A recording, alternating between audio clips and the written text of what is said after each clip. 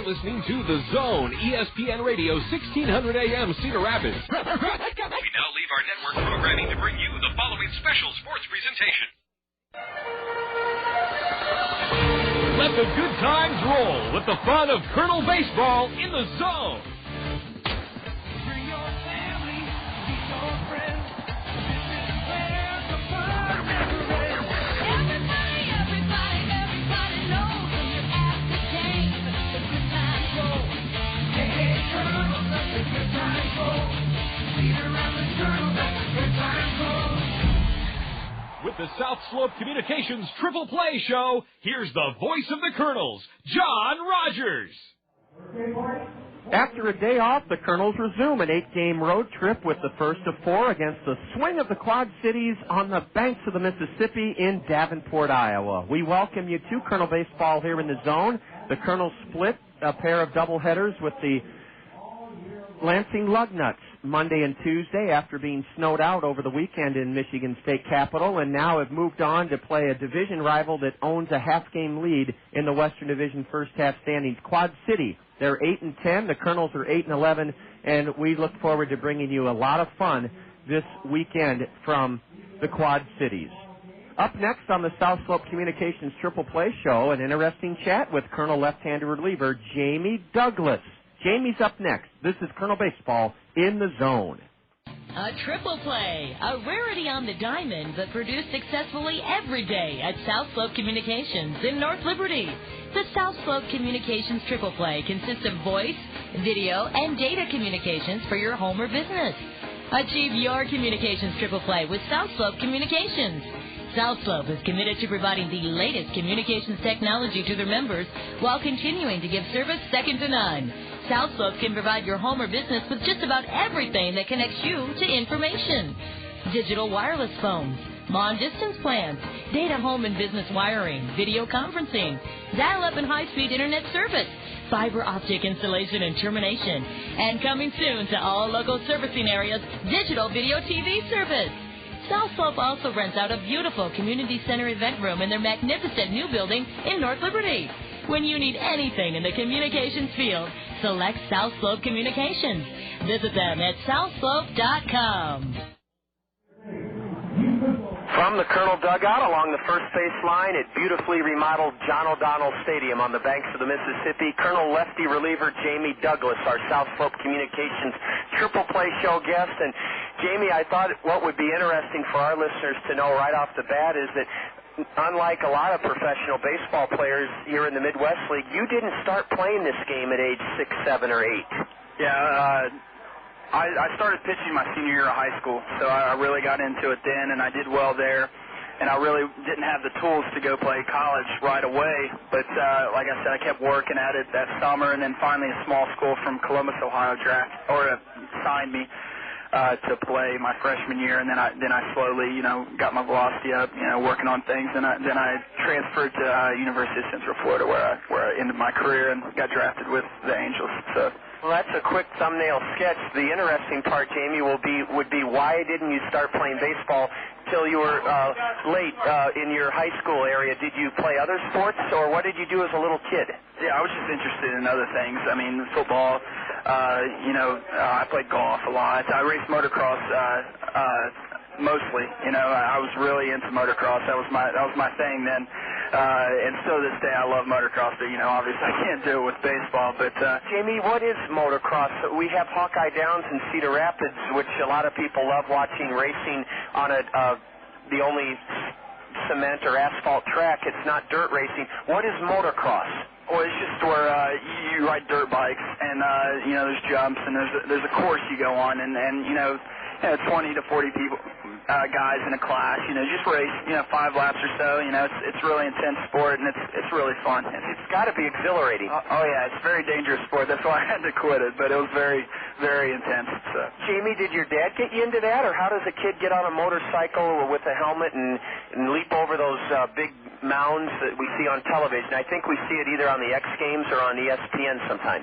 Well, actually, my dad raced professionally when he was my age, so he was very good. He always wanted to get me into it as a young kid, but I never wanted to. But as soon as I became a teenager, I got really interested. Actually, my brother still races. He races professionally, and he took the torch on that one. You know, my dad passed it to him. But like I said, it was a family thing we did on the weekends and sometimes during the week. So it kept our family together. You know, we had a great time. So. How long does it take to learn, A, how to ride a motorcycle, and then, B, how to race motocross? Because they're vastly different, I would guess. Oh, yeah. I mean, obviously, for me, it took a little longer. My brother, you know, jumped on a bike and started riding very well, and to this day, he keeps getting better every time. But me, it took me a while to learn how to, you know, everything, the tricks and trades. But, you know, it depends on what type of person. Like I said, it took me a while. My brother jumped on it right away. He was good. You got the genetics from your dad. Exactly, yeah. Well, Jamie, that's great. Now, when you're on that motorcycle in motocross, are you wearing a special type of boot or shoe and also something on your left or right legs to keep you, because when I see it on TV, the guys tilt the bike so radically at an angle that at times they're dragging their legs and feet all over the place. Yeah, you pretty much have protective gear all over your body, helmet, boots, whatever, knee guards, whatever you need. Like my brother, he's had a couple bad crashes. You know, he wears a neck brace, just for protection. You know, but it's just your preference, I guess. So.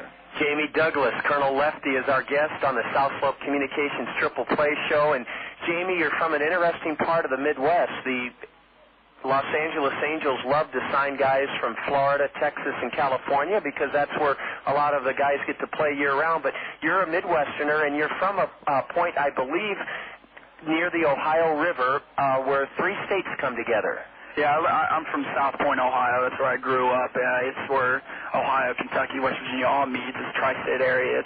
It's real nice. It's right on the Ohio River. You know, there's I could look right out my back door and see Kentucky and West Virginia at the same time. So it was really neat, you know, growing up in that atmosphere, you know, getting to meet different people from different states all over. So it was fun. Lots of barge traffic on the Ohio? Oh, yeah. We used to have lots of fun on around the barges, you know, fishing, jumping off the barges into the water, just all kinds of stuff. You know, we grew up having a good time there. Jamie, your state, Ohio, was pivotal. It was called the swing state in last fall's election between John Kerry and President Bush. And your state was inundated with commercials, campaign announcements, campaign visits. How did you and your family feel about it? Did you feel special that the spotlight was on Ohio, or did you get kind of tired of all the politicking? Well, it was kind of interesting that, you know, our state came down to the final, verdict or whatever. But, you know, it didn't really affect me that much. Me and my family weren't really into it that much. But, you know, we voted for Bush, you know. So he won the state. Exactly. So it might have been us that pushed it over the border. But, like I said, it didn't affect us that much. But it was fun.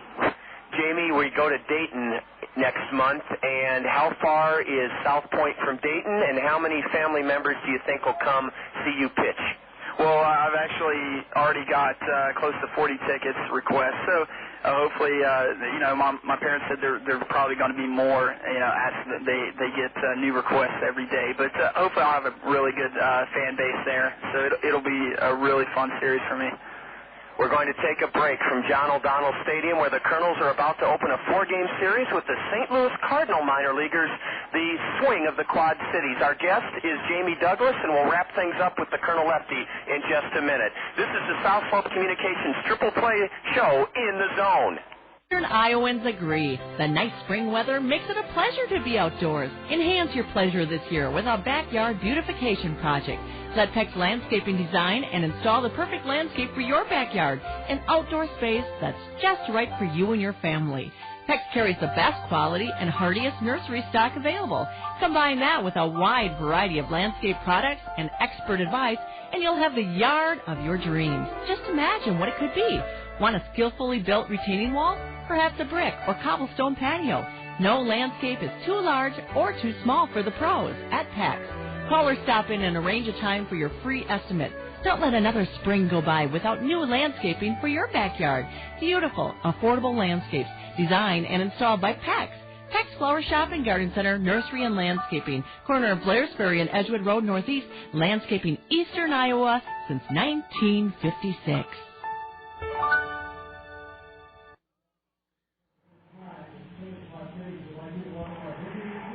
Southpaw Jamie Douglas is with us in the Colonel dugout here at John O'Donnell Stadium prior to Game 1 of our series against the Swing of the Quad Cities. And, Jamie, you and Nick Touchstone have kind of a kindred spirit or a brotherhood. You're the only two lefties on the staff. Yeah, it works out well. You know, he's a starter, I'm a reliever, so we kind of feel unique in our individual roles. But we have a lot of fun together. You know, me and Nick are very good friends. So, you know, we're getting along good. Now, he's picked off 4 guys already as a starter. It's always intrigued me, a lefty and his pickoff move. Is that something that you would ask Nick about? Even ask him to show you his move, or is every lefty so individualistic that one lefty can't help another lefty with his pickoff move? Oh, it's very individual because we have 2 different windups and everything. But you know, I pick at his brain every once in a while, just asking for little tips if he can look at my mechanics and see if he can get something out of it or better my pickoff move. But and he's a veteran. He knows the deal a little bit more than I do, so I don't really help him that much, but he definitely helps me out a lot. Finally, Jamie, Mike Butcher, Los Angeles Angel of Anaheim roving pitching instructor, was in town recently, and did he have time to work with you? Yeah, he did.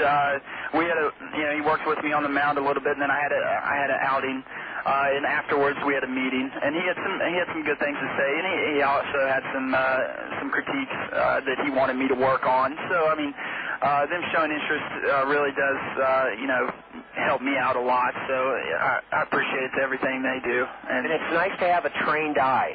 Oh yeah, definitely. They definitely know what they're talking about. It's unbelievable how much knowledge they know about the game and about mechanics, about mentality especially, and they're just very good to have around.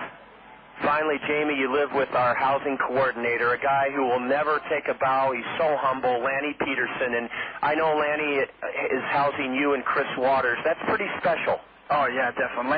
Lanny's one of the best people I've ever met. Very people person, and it's just been a blast living with him. He just takes care of us very well, and we go out to eat. We have a great time. Sit and watch some games together. And he comes in the clubhouse, talk to us all the time, always checking up. Very caring person. So it's been a pleasure living with him so far. Well, Jamie, thanks. You mentioned Lanny, you and Chris like to go out to eat, and we have a $5 gift certificate for you to use at any of our Zio Gianos. And I want to let our fans know, as well as you, Jamie, that Zio Gianos has 2 fantastic newly remodeled locations, one in Marion, right on the main drag, and then one on Williams Parkway on the southwest side. Beautifully remodeled. Zio Gianos has been family-owned and operated for 20 years. Relaxed, fine dining, or a quick bite. Unbelievable taste from Zio Gianos. Jamie Douglas, thank you so much. I really appreciate it. Glad to be here. Thank you, Jamie. We appreciate it as well. That's Jamie Douglas, Colonel Lefty, our South Slope Communications Triple Play Show guest from Davenport, Iowa, where in 1 minute, Colonel Director of Media Operations Todd Brummelkamp and I will set the series opening lineups, Kernels and the Swing. This is Colonel Baseball in the Zone. Travelocity presents the Roaming Gnome, denouncer of travel myths. Our first myth, hotels are expensive Memorial Day weekend. Travelocity has the lowest prices on thousands of fine establishments. Guaranteed. Myth number 2, if you feed one seagull, you feed them all. Nonsense. Hello, feathered friends.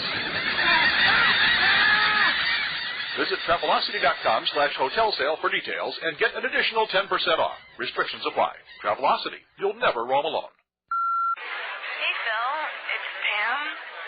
We were supposed to meet 2 hours ago. Phil, Allison, you better not be out with another girl again. Phil, 给我打电话好不好? Bye-bye. Hi, Phil. Mrs. Preston from up the street. Do you like fresh lemonade? Introducing new Tag Body Spray for Guys, uniquely designed to attract the ladies. Consider yourself warned. On an overcast Thursday evening, we welcome you to John O'Donnell Stadium, literally 60 feet from the banks of the Mississippi. We're in the Quad Cities, and we're set to take on the St. Louis Cardinal minor leaguers for the first time this season, the Swing of the Quad Cities. We're in for a lot of fun because the Swing and the Kernels are just 1/2 game separated in the Western Division first half standings. Quad City with an 8-10 record, the Kernels 8-11. I'm going to set the starting lineup for Game 1 for the homestanding Swing of the Quad Cities. Here at their newly remodeled stadium, they've won 4 and lost 4. And their skipper's a familiar name in the Midwest League, Joe Cunningham. Joe was born and raised in St. Louis, Missouri. He's 42 years old. He's managed 11 seasons in the Cardinal organization. He's guided the Peoria Chiefs before their move here to Davenport the last 2 seasons. A speedster will lead it off for Peoria in left field, Matt Lemancic. Matt Shepard will bat second. Shepard's at third base for the Swing. A seasoned veteran of Midwest League play. He's bounced around a little bit. Derry Hammond. Hammond is the designated hitter. He'll hit third. Batting cleanup is Mike Ferris. Ferris at first base for Quad City. Jarrett Hoffpauir will be at second base and bat fifth for the Swing. Hitting sixth, the catcher, Brandon Yarbrough. Juan Lucena will play shortstop. Lucena will hit seventh. Batting eighth is Wes Swackhammer. Wes Swackhammer bats eighth in right field. And batting ninth is Simon Williams in center field. On the hill is Kyle McClennan. No record. This is his 4th start. Kyle McClennan, a 20-year-old right-hander from the St. Louis suburb of Florissant, Missouri. Todd Brommelkamp will have the Allen Motor Company Kernel starting lineup in just a moment. Right now, though, from the banks of the Mississippi, let's pause to honor America with the singing of the Star-Spangled Banner.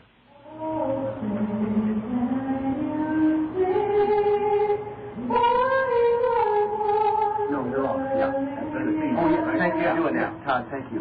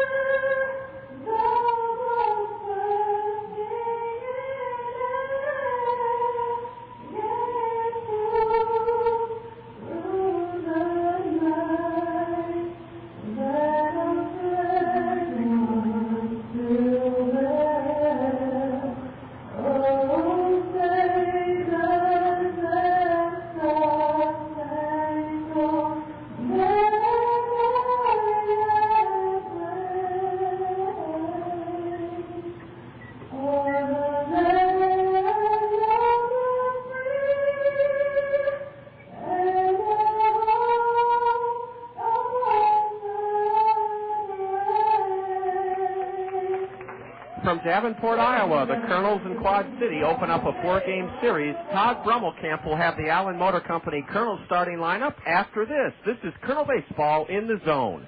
A triple play, a rarity on the diamond, but produced successfully every day at South Slope Communications in North Liberty. The South Slope Communications triple play consists of voice, video, and data communications for your home or business.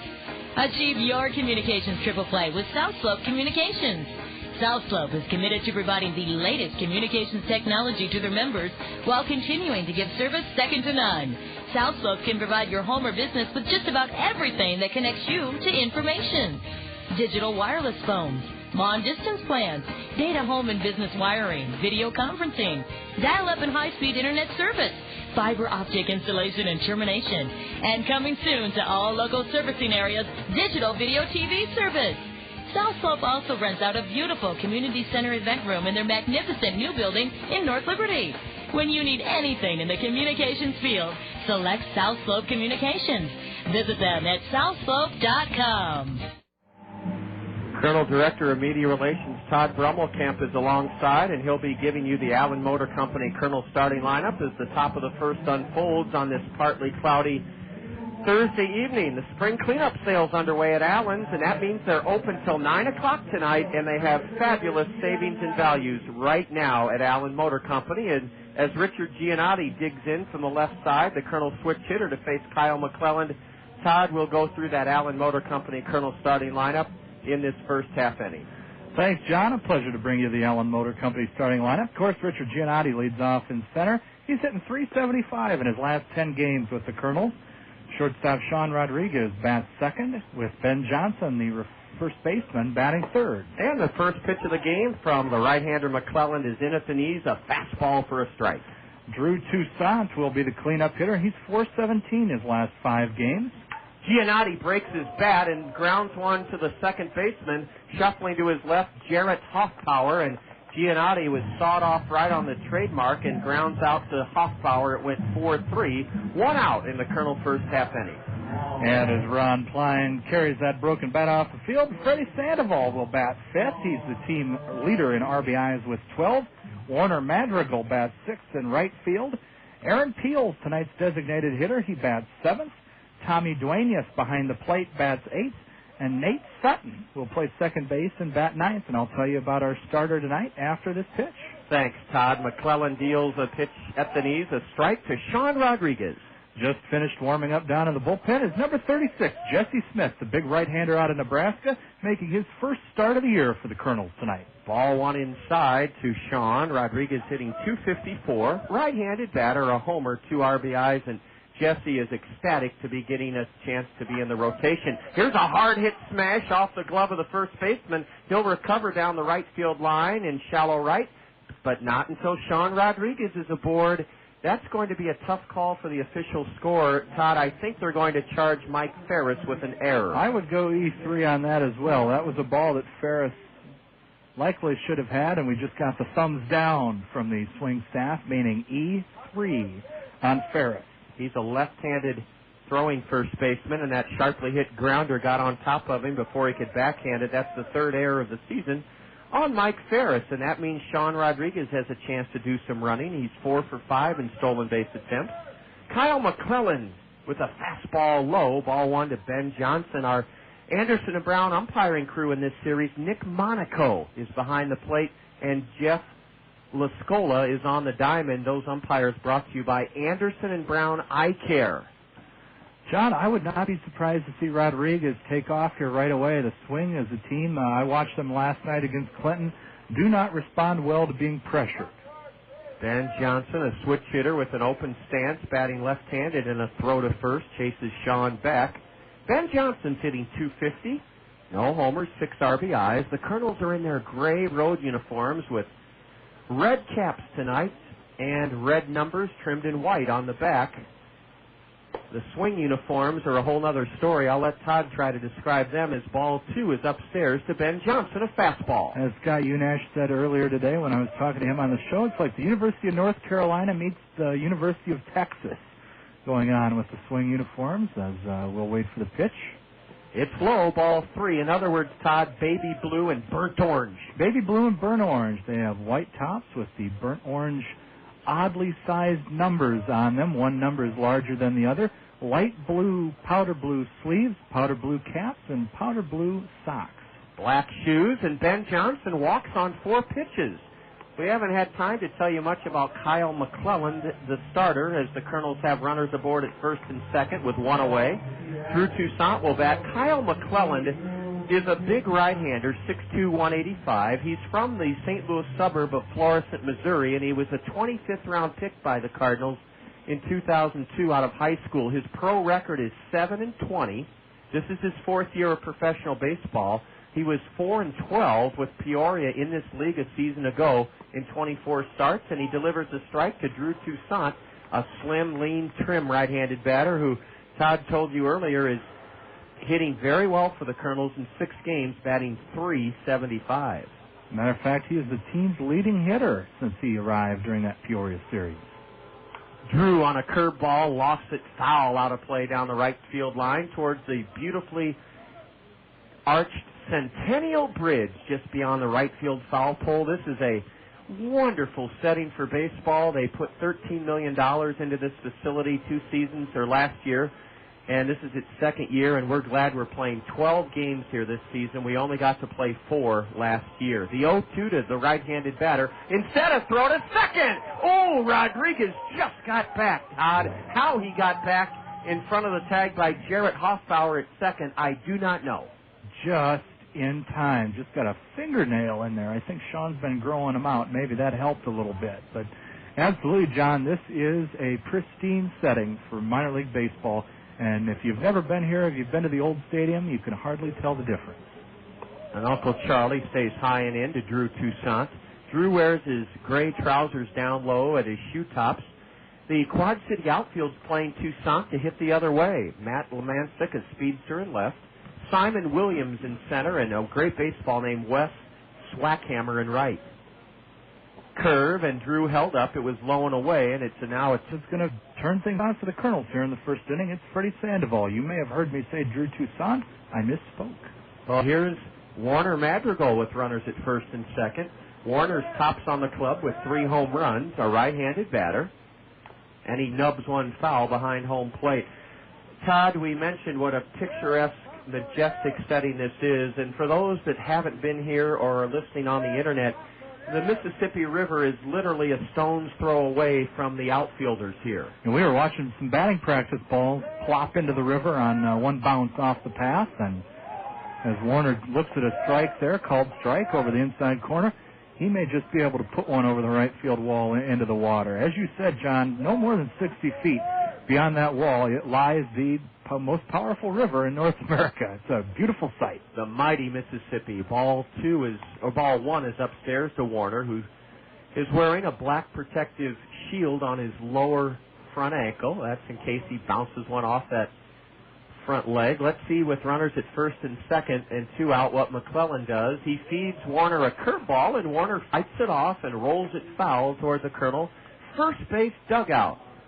Warner was getting some extra batting work in the cage with hitting coach Justin Bachman shortly before the team got on the bus. So we'll see what he has worked on with Bach, but he appears to be fighting and hanging tough here. Johnson at second, Sandoval at first, 2 out, 1-0 Kernels, and a fastball is downstairs.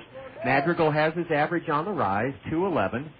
Team high 3 homers, 9 RBIs. The Quad City outfield plays Madrigal to hit the other way. Good at-bat so far for Warner. We've seen him foul off a couple pitches and take some. Ooh, he swung at a pitch a foot outside and goes down swinging to end the inning. I need to shut my mouth, John. That's all right. We got a run in the first, on, 1 hit, a walk, an error. It was an unearned run. The Kernels leave a pair. Jesse Smith. Do anything to keep my answer. Let's make sure that you renew. Thank you so You're much. welcome. The first year of OnStar service is included on new OnStar-equipped GM vehicles, and unlimited use of all OnStar safety services costs only $16.95 plus tax per month after that. OnStar by GM. To learn more, visit OnStar.com. 1-0 Kernels, a 2-out RBI single, stroked through the middle by Freddy Sandoval. Plated Sean Rodriguez with an unearned run, and Jesse Smith, Todd, gets the start. Jesse was an integral part of the Kernels' success last season, but only got 6 starts. He worked primarily out of the bullpen. Well, he's off to a pretty good start so far this year. The Lincoln, Nebraska native is. He has an ERA of 3.27, but no record, John, and we'd like to see him put one into the win column tonight. He's made 5 appearances so far this year for the Kernels, over 11 innings of relief, given up 13 hits, allowed 8 runs, but only 4 of them earned. He's struck out 16 and only walked 3. That is a beautiful strikeout-to-walk ratio if you're Tony Regans in Anaheim looking at the player development statistics. Jesse very excited to be put in the rotation for this opportunity. He wears his red socks up high. He paws away at the mound. He's wearing a long-sleeve red shirt underneath his gray top. And his first pitch to Matt Lemancic is ball 1 low, a fastball. Lemancic, a speedster who stole 33 bases with Palm Beach last year. He was in this league 2 years ago, and he takes outside ball 2. Matt's a right-handed hitter. Lemancic with Peoria 2 seasons ago stole 56 bases. It has been a while since Jesse's pitched. He last pitched on the 20th against Peoria when we were at home. 2 innings, allowed 2 runs, but none of them earned. There's a strike in at the knees, according to Nick Monaco, the plate umpire, from the Colonel, 24-year-old right-hander Jesse Smith out of Illinois Valley Community College. In Oglesby, Illinois. Not far from Peoria. Lemancic grounds one foul past third. Boy, that's a good thing, because with his speed, that's the triple down that line just to the left of the third base bag. Lemancic was halfway down the first base line out of the box before that ball was past third. Todd's right about the configuration of this ballpark. It is very friendly. If you pull one down the left field line, a deep crevasse or an indentation down the left field line, that ball can be halfway to up the Brady Street Hill. To Bettendorf. That's right. A ground ball slapped to the right side. A nifty backhanded stop there by Ben Johnson, and he feeds Jesse Smith perfectly. They got the speedster 3-1. Todd, Ben Johnson looks more and more at home at first base every opportunity. He is really growing into that position. When I was in high school, my coach used to say I looked more and more uncomfortable at that position as the season went along.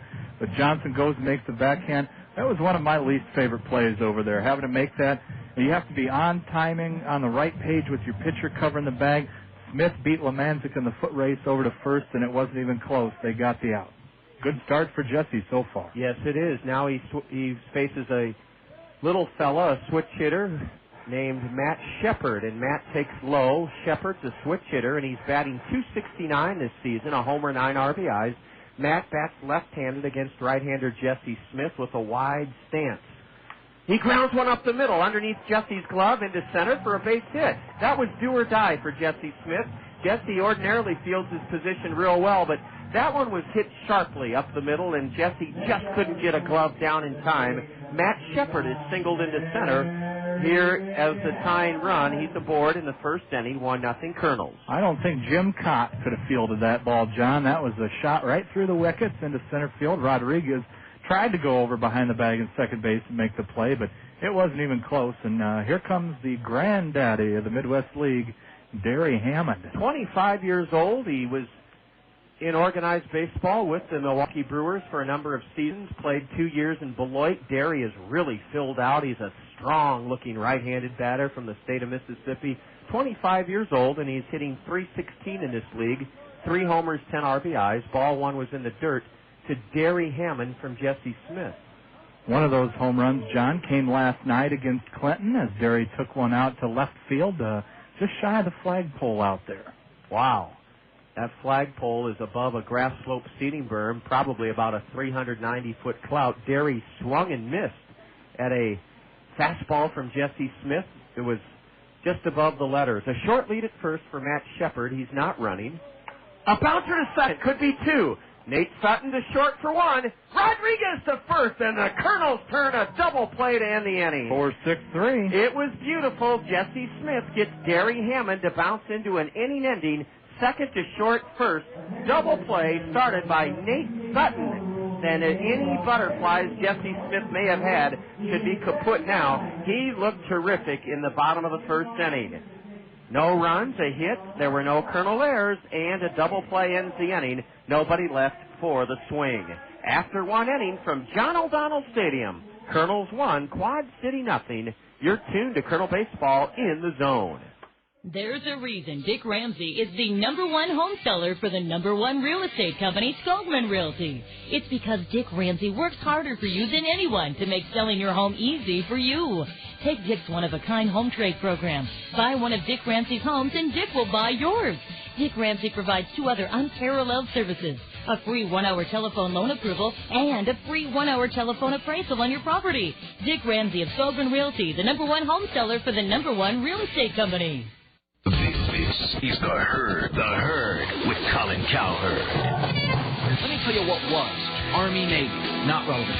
What is today? Conference championship game. What was men's tennis. What is women's tennis. What was your son was a good little league. What is your daughter is now more athletic than your son at 6 years old and on. What was Quirky? Wide World of Sports. What is Quirky? The X Games. What was Network Game of the Week? What is DirecTV Sunday Ticket? What was heavyweight boxing.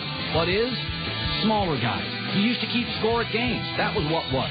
Guess what? What is outfield restaurants and interactive ballpark games? I'm not saying you can't love what was, but understand what is, because often what is now is the same as what was guy thought was innovative and cool 30 years ago, but now suddenly he's above it and thinks it's stupid and irrelevant. Don't be left out of the herd. Only on ESPN Radio. From San Angelo, Texas, Aaron Peel, the Kernel DH and #7 hitter in the Allen Motor Company order, is first up against right-hander Kyle McClelland. And ball one is taken outside by Aaron, a fastball. Peel's batting .244. His average is on the rise, though, over the last 5 games. He's been hitting .333 in 9 at-bats. driven home a run, and he bloops one into shallow center, and on the run, Simon Williams comes in to get it. Todd, that looked for a moment like it might fall, but it carried out to Simon Williams. Tommy is hitting at 217, and he takes low for a ball. The dimensions here at John O'Donnell Stadium, 343, down the left field line, only 318 down the right field line, and to dead center, 400 feet, a fabulous hitter's backdrop, a dark blue, and then above that 12-foot padded wall in center is a 20-foot high dark blue net, and that provides a good hitter's backdrop as Tommy takes high, ball 2. Now he shoots one in the air foul, coming over near the stand, Mike Ferris, and he runs out of room. It conked a kid on the head, and he's all right. More embarrassment than anything else in the front row. That blue backdrop right in front of the Casino Rock Island, right across the other side on the Illinois side of the river.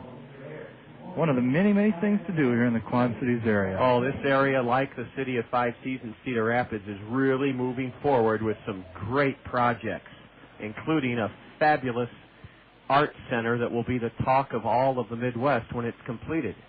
Duenas pulls the next pitch foul outside of third, and it's 2-2 to Tommy.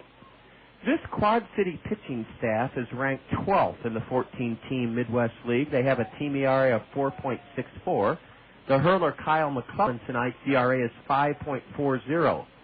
Duenas takes a slider outside, and it's ball 3 to Tommy, a right-handed batter.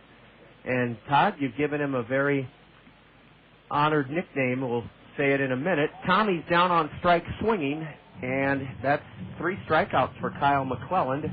And you've dubbed Tommy Duenas the mayor.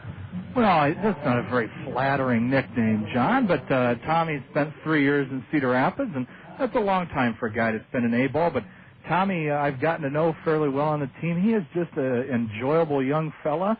He understands that he was being tutored those first 2 years in Cedar Rapids, and one off to the left. There is no grandstand roof here at John O'Donnell Stadium. It's interesting. Nate's hitting 121 in 9 games. No homers, 1 RBI for Nate Sutton, and Nate played last year with Provo, and in 54 games, he hit a robust .328. So he should be coming out of things if he gets to play a little bit more. I've got a lot of favorite players, but I really like his makeup at the plate. He fouls a lot of pitches off, works deep into the count, and I think he'll bust out of his funk. Here's a little looper into shallow left, and it drops in front of Matt Lemanchik. Just as Todd Brummelkamp said, Nate makes contact on a 2-2 pitch. He flared it in front of Matt Lemanchik, the speedster, and that's the second Kernel hit of this game. And we go back to the top of the order here in the second with the Kernels ahead 1-0. It's Richard Giannotti. He broke his bat and grounded out to second in the first inning. So many times you see guys get pull happy, but that's a beautiful baseball swing right there. Take what you're given, flare the bat out there, and dump that thing into the opposite field for a base hit. Nice job, Nate. Strike 1 at the knees to Richard Giannotti. Richard's batting .281. He steps out and takes a long look at his skipper, Bobby Magallanes, wearing that beautiful red Kernel heavy jacket with long gray sleeves, kind of a quilted line jacket that will keep you warm on a evening like this. My temperature gauge isn't working well right now. It says it's 69 degrees outside, and it's more like probably 59. Actually, 43 is what it is. There we go. 43. I would definitely agree with 43. Of course, we are sealed off here in the press box. There's a pitch in the dirt. Sutton's trying to advance to second, and they got him. The throw from Yarborough down to the shortstop, I believe, Todd, was it Juan Lucena that took the peg, or was it the second baseman? I believe it was the second baseman that took the throw. We'll call it caught stealing 2-4. Nate Sutton on a pitch in the dirt, broke. Hoffpauir. It was Jarrett Hoffpauir who took the peg from Yarborough, and the Kernel second ends with a runner Sutton being thrown out at second trying to steal. No runs. 1 hit. There were no swing errors. The Kernels leave the bases empty. Jesse Smith back to the hill after an inning and a half on the banks of the Mississippi. Kernels up on the swing 1-0. This is Kernel Baseball in the Zone. Attention, Eastern Iowa. You've only got 5 days to get to the bank repossession and auto liquidation sale at Hawkeye Downs in Cedar Rapids, Iowa. These autos are to be sold to the public. Save thousands on trucks, cars, vans, and SUVs. Anyone can take delivery. Local banks and lending institutions with government-insured deposits will be required by law. to extend credit to everyone who has the ability and proven creditworthiness to repay a loan. Interest rates will start as low as 4.9% and payments as low as $79 a month. Don't miss out. All vehicles will be eliminated regardless. Bring your trade, even if you owe on it. Take your pick on over 100 repossessed, off-lease, and other used vehicles. All vehicles will be inside at Hawkeye Downs Fairground in Cedar Rapids. 5 days only. Tuesday, April 26th through Friday, April 29th from 9 to 8 each day. And Saturday, April 30th from 9 to 5. Brought to you by Select Auto Group. Selling a home is a lot harder than I thought. I need help. Got any suggestions? Oh, yeah. Call Coldwell Banker Hedges. They're the best in Cedar Rapids. They've got over 85 agents. How do I pick the right one? Call Coldwell Banker Hedges at 378-8760 and ask for Nancy. She's the relocation director. She'll help you choose the best agent for your needs. Thanks. That's exactly the help I need. Don't thank me. Thank Coldwell Banker Hedges. They're the ones who will make the difference. Call Coldwell Banker Hedges Realty at 378-8760. Bottom of the second in Davenport, John O'Donnell Stadium. The lights have just been turned on, and big Mike Ferris, a Cardinal second-round pick last year out of Miami University, Miami of Ohio, 22-year-old left-handed batter. He's the cleanup man, hitting .224, 3 homers, 11 RBIs, and he takes low, at the knees rather, a delayed call by Nick Monaco, the plate umpire. Strike one to Mike Ferris. Beautiful city, Oxford, Ohio. I've had the pleasure to be there for an Iowa football game before. A jewel of a city just outside of Cincinnati. A late swing and a miss by Ferris, 0-2. Jesse takes a trip on the backside of the slope. Now he's back on the rubber. Todd, why do they call Miami of Ohio the cradle of coaches? Because there have been a lot of very good coaches that have gone through that university, including a guy named Ara Parseghian. I think Woody Hayes was there. Woody Hayes was there. Strike 3 called. Mike Ferris is gone on 3 pitches. Jesse Smith with his first strikeout. Weeb Eubank, the former New York Jets coach, was there as well. And now they're adding to that with Terry Hepner, their former coach, now the head coach at the University of Indiana with the Hoosiers. Did Don Shula coach there? I do not believe that he coached there, but it will come to me. Paul Brown may have. Ron Zook played there. He's the new Illinois coach, former Florida coach. Jarrett Hoffpauir swings late and lines one foul out of play to the right. It's overcast, 40, what did we say, 43 degrees. It may have dropped since the last reading. No, it's still the same. I don't know why my Radio Shack temperature gauge wants to jump around as Jesse misses just inside. Let's set the Kernels for you defensively. In the outfield, it's Drew Toussaint in left, Richard Giannotti shading the right-handed batter Hoffpauir to hit into right center, and in right, Warner Madrigal. Jarrett rips one foul past third, strike 2. At third, Freddy Sandoval. Sean Rodriguez, who just turned 20 years old this week, is at short. Nate Sutton at second, and Ben Johnson at first. Got 2 Kernels that are learning new positions as they go. Drew Toussaint, a former third baseman, and Ben Johnson, the former catcher. Hoffpauir, a right-handed batter, takes a curve in the dirt from Jesse. Hoffpauir played as a Peoria Chief last year. He was with Peoria for 62 games. Jarrett hit .268 with 5 homers, 30 RBIs. This year he's batting .279, no homers, 9 RBIs. He bounces one to deep third, foul. Foul ball into the swing left field bullpen. Boy, that's 6 to 1, half dozen of the other, going from beautiful O'Brien Field in Peoria to the remodeled John O'Donnell. It doesn't get much better than that. I can't think of 2 nicer places to play in the Midwest League, outside, of course, Veterans Memorial Stadium in Cedar Rapids. Well, we'll open an 8-game homestand coming up on Monday. Uh-oh, a deep drive to left center. This one may be out of here at the wall, and it's off the wall.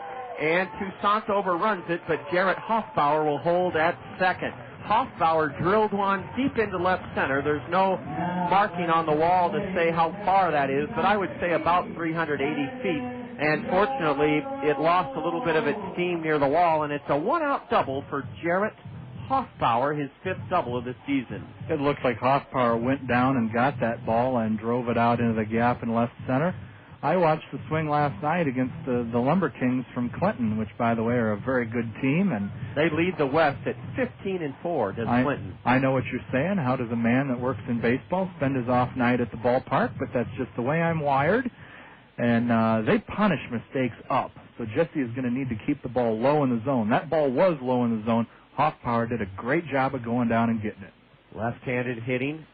Brandon Yarborough has a chance to tie this game. A pitch low and a snap throw down to second. Boy, Tommy Duenas will do that anytime, any situation. And ducking back in ahead of the throw by Duenas at second is Jarrett Hoffpauir.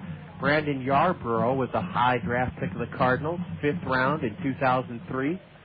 Played in the Appalachian League with Johnson City last year and hit .326. Used to know a girl that was from Johnson City, Tennessee. Beautiful, beautiful part of the country. Ball 2 down and into the left-handed batter. Yarborough is off to a slow start. Brandon's hitting .162. The catcher has a homer, 4 RBIs. He pinch hit for the Quad Cities in their 8-6 loss last night to Clinton and struck out on 3 pitches. He's using a black lacquer bat. Jesse's 2-0 is smashed to first. Ben Johnson comes up with it and takes the play unassisted as Jarrett Hoffpauir advances to third, and that's the second outstanding play. That ball was really ripped, Todd, and Ben Johnson stayed down on it. He did, and that's the key when you're over there on those hard-hit ground balls. Stay down on it. That way, if you get a bad hop or something, you keep it in front of you. And he did a good job of not just keeping it in front of him. He made the play, came up with the ball, went over to first base, and got the out. And Jesse's very close to getting out of this inning. He needs to get the Venezuelan right-handed batter, Juan Lucena. Lucena fakes a bunt, and the fastball is high. Very rare to see a 2-out squeeze, but that's what the swing showed. They showed that a couple times last night against Clinton, but never followed through on it. I think it's just some mind games from one of the league's better skippers, Joe Cunningham. Lucena bats with an open stance, and the 187 hitter chops one back to Jesse Smith, who wings it to first base to end the inning. Jesse Smith pitches around a 1-out double and gets the next 2 to preserve the Colonel early lead. No runs for the swing in the second, a 1-out double. Their only hit, there were no Colonel errors, and the swing leave a runner, their first stranded of the evening. When the Colonels come to bat in the top of the third, we're going to congratulate our Roadshow Trivia Challenge question winners from 2 nights ago in Lansing, so that'll be fun. As we go to the third, Colonels on top of Quad City, 1-0. You're listening to Colonel Baseball in the Zone. Traveling today can be somewhat hectic, even downright confusing at times. Why not let Tri-State Travel take it? For the 7th consecutive year, Toyota Financial Services is encouraging elementary students throughout our community to read this summer. Toyota Financial Services believes that inspiring children to read brings families together, fosters imagination, and enhances knowledge. The Gazette shares Toyota Financial Services' belief in the value of reading. That's why they've teamed up to recognize and reward this summer's readers for their fabulous accomplishments. Toyota Financial Services and the Gazette, proud to stand with our community's children to enrich their lives. We've been telling you for some time that Greg's Lawn Service is a cut above the rest when it comes to caring for your lawn. However, Greg's experienced staff does so much more than lawn care. They offer complete landscape design and installation, concrete curb edging, grading, sodding, and hydro seeding. Yes, Greg's is a complete lawn care service, and they welcome the opportunity to show you why they are a cut above the rest. Give Greg's a call for more details about their wide range of services. Just past 7 o'clock as the Colonels bat in the third inning on top of the swing, 1-0. Richard Giannotti pumps the first pitch foul right over our heads, and Richard was at the plate when Nate Sutton wasn't caught trying to steal second. The official scorer just gave a put-out to the shortstop, Juan Lucena, who took a throw from the catcher, Brandon Yarborough. Sutton, here's a bunt in front of home plate, just 2 feet in front of the dish, and throwing out the Colonel leadoff batter, Giannotti, is Brandon Yarborough. Boy, Richard has 5 or 6 bunt singles this season. That time, Todd, he just didn't get it far enough out in front of the plate to have any kind of chance. Yeah, that is something that we have seen Richard work on, and it's been a big part of his hot streak so far at the plate. Just did not get a job done on that one, but it was a good sign that he took it up the first base side where Ferris is, as opposed down the third base side where they play up. That bunt was about 2 feet in front of home plate, and it was the catcher Yarborough to Mike Ferris. Ball 1 low to Sean Rodriguez. He reached on an error and scored in the Colonel first. He bounces one on 2 hops to short. Juan Lucena has it and throws just in time to get the hustling Sean Rodriguez 2 gone quickly here in the Kernel third. We promised you we'd congratulate our Roadshow Trivia Challenge question winners from Lansing on the doubleheader Tuesday night. And our first winner was Blair Lord. Blair emailed us with the correct answer. We asked about Tim Johnson, the former Blue Jay skipper. He had a 1-year reign with Toronto that ended in disgrace after the 1998 season when it was learned that he lied about what? And Blair Lord, Todd Brummelkamp, knew the answer. He lied about his military service in Vietnam, and the Blue Jays let Tim Johnson go. I think he's landed on his feet, though. Last I heard, I think he was managing in AAA somewhere. Well, that's great. 1-1, or 0-2, excuse me, the count of Ben Johnson. Ben walked on 4 pitches. Kyle McClellan is on his way to an easy inning. A curve and a swing and a miss. The pitch was in the dirt, and Yarborough tosses to first. It only took 6 pitches for Kyle McClellan to dispose of the Kernels. McClellan has now fanned 4 Kernels in 3 innings. We'll have our congratulations to our second Roadshow Trivia Challenge question winner from Tuesday night in Lansing, win the swing bat in the bottom of the 3rd inning. After 2.5 here in Davenport, the Kernels on top of Quad City 1-0, and you're enjoying Kernel baseball in the zone. Hi, this is Dave Town with 5 Seasons Transportation and Parking. Do you ever wonder if it's safe to send your child on the bus? It is, and here's a few reasons why. All the buses in Cedar Rapids are equipped with security cameras, so the drivers always know what's happening behind them. The buses also have global positioning systems, or GPS, which means they can be tracked at any time by satellite. Does that surprise you? It shouldn't. 5 Seasons Transportation takes safety very seriously, and we've taken many steps to make sure your child will have a safe, easy ride every time they take the bus. Even when your child isn't on the bus, 5 Seasons Transportation is helping keep them safe by using pollution-free biodiesel and alcohol fuels, Iowa products that help keep the air clean. And if your child is ever in trouble, they can always flag down a bus for help. I'm Dave Town, and I like to think of the bus as a traveling safety cocoon, motoring along Cedar Rapids streets. And keep in mind, if the bus is that safe and easy for your child, maybe you should think about riding the bus to work. Affordable, convenient, and safe. That's the bus. Ride it. For the 7th exciting season, the Zone ESPN Radio 1600 KCRG is your exclusive home for Friday night Hawkeye Downs feature racing. Join me, Scott Unash, along with multi-time track champion Kevin Corsmo in the booth, and Dennis Canuck live in the pits at Iowa Super Speedway. 2005 promises to be a pulse-racing, heart-pounding year at the Downs with more cars, defending champions returning, and drivers on the move in new classes, plus a new quarter-mile division of exciting action. That's Hawkeye Downs Racing, Friday nights after Kernel Baseball, right here exclusively on your sports leader, The Zone, ESPN Radio 1600 AM. Clad in their white home uniforms with sleeveless tops and baby blue socks, baby blue sleeves, and burnt orange numbers with their names on the back of their jerseys. Boy, more and more teams in the Midwest League are going to that. I think 5 now at home have the names on the back of their jerseys. Here's Wes Swackhammer. But none of them have the powder blue. No. A fastball rides up and into the left-handed hitter. He has a great baseball name. He sure does, Todd. Swackhammer. Almost as good as Dusty Napoleon from the University of Iowa. Jesse fires a strike at the knees. Wes Swackhammer is hitting 170. No homers, 2 RBIs. He's from a baseball power in New Orleans, Tulane.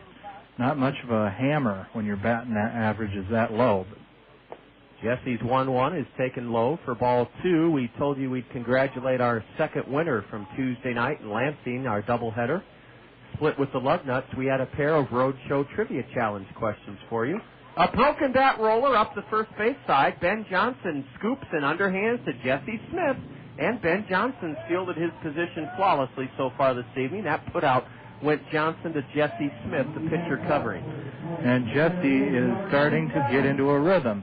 He got a little thrown off by that Hoffpauir double last inning, but you can see he's working a little faster than he normally does. He's really starting to get the motor rev. As you said, John, he has been waiting for this opportunity, and sometimes that's all it takes. The guy gets an opportunity, and he doesn't let it go. Just ask a fellow by the name of Lou Gehrig. Oh, yes. Ball 1 is high. Simon Williams, the batter. Lou stepped in for Wally Pip and then never relinquished first base over the course of over 2,000 straight. He was the Iron Horse, Lou Gehrig. If people were listening to the 19th hole today, I made reference to you possibly being Wally Pip with my appearance today. Here's a comebacker, and Simon Williams is thrown out by Jesse Smith. Jesse came right in on the hands of the right-handed hitting number 9 hitter, and Williams was done in on a fister back to the hill. That's 2 assists for Jesse Smith. Quickly 2 out in the bottom of the third. Our Roadshow Trivia Challenge question winner in Game 2 Tuesday night from Lansing was Linda Januska. Linda answered this question correctly and answered our Roadshow Trivia Challenge question by emailing us. What did the Yankees' Dave Winfield do to be charged with... Here's a ground ball to third. Freddy Sandoval will take his time and throw out Matt Lemancic, and that's 5 in a row retired by Jesse Smith. We'll get back to Linda Januska and her correct answer from Tuesday night in Lansing when the Kernels come to bat in the top of the 4th inning. Down in order go the Swing in the home half of the 3rd, and we head to the top of the 4th. Kernels still lead it 1-0. You're enjoying Kernel Baseball in the Zone. Everyone wants their print and copy needs to be done right and to be done on time. Copyworks will meet those expectations. Copyworks will see to it that your work is of the highest quality. They'll do that by consulting with you at your place of work. Copyworks stands behind their work for you. It will be done right and it will be done on time. You can count on Copyworks to come through for you. When it's important to you, Copyworks lets your work shine through. Copyworks, Copyworks. Knowing who you are is important. At Kirkwood Community College, we know who we are. We are accessibility. We are quality. We are opportunity. We are community. Who are you? We can help you learn. Kirkwood.edu. Selling a home is a lot harder than I thought. I need help. Got any suggestions? Oh, yeah. Call Coldwell Banker Hedges. They're the best in Cedar Rapids. They've got over 85 agents. How do I pick the right one? Call Coldwell Banker Hedges at 378-8760 and ask for Nancy. She's the relocation director. She'll help you choose the best agent for your needs. Thanks. That's exactly the help I need. Don't thank me. Thank Coldwell Banker Hedges. They're the ones who will make the difference. Call Coldwell Banker Hedges Realty at 378-8760.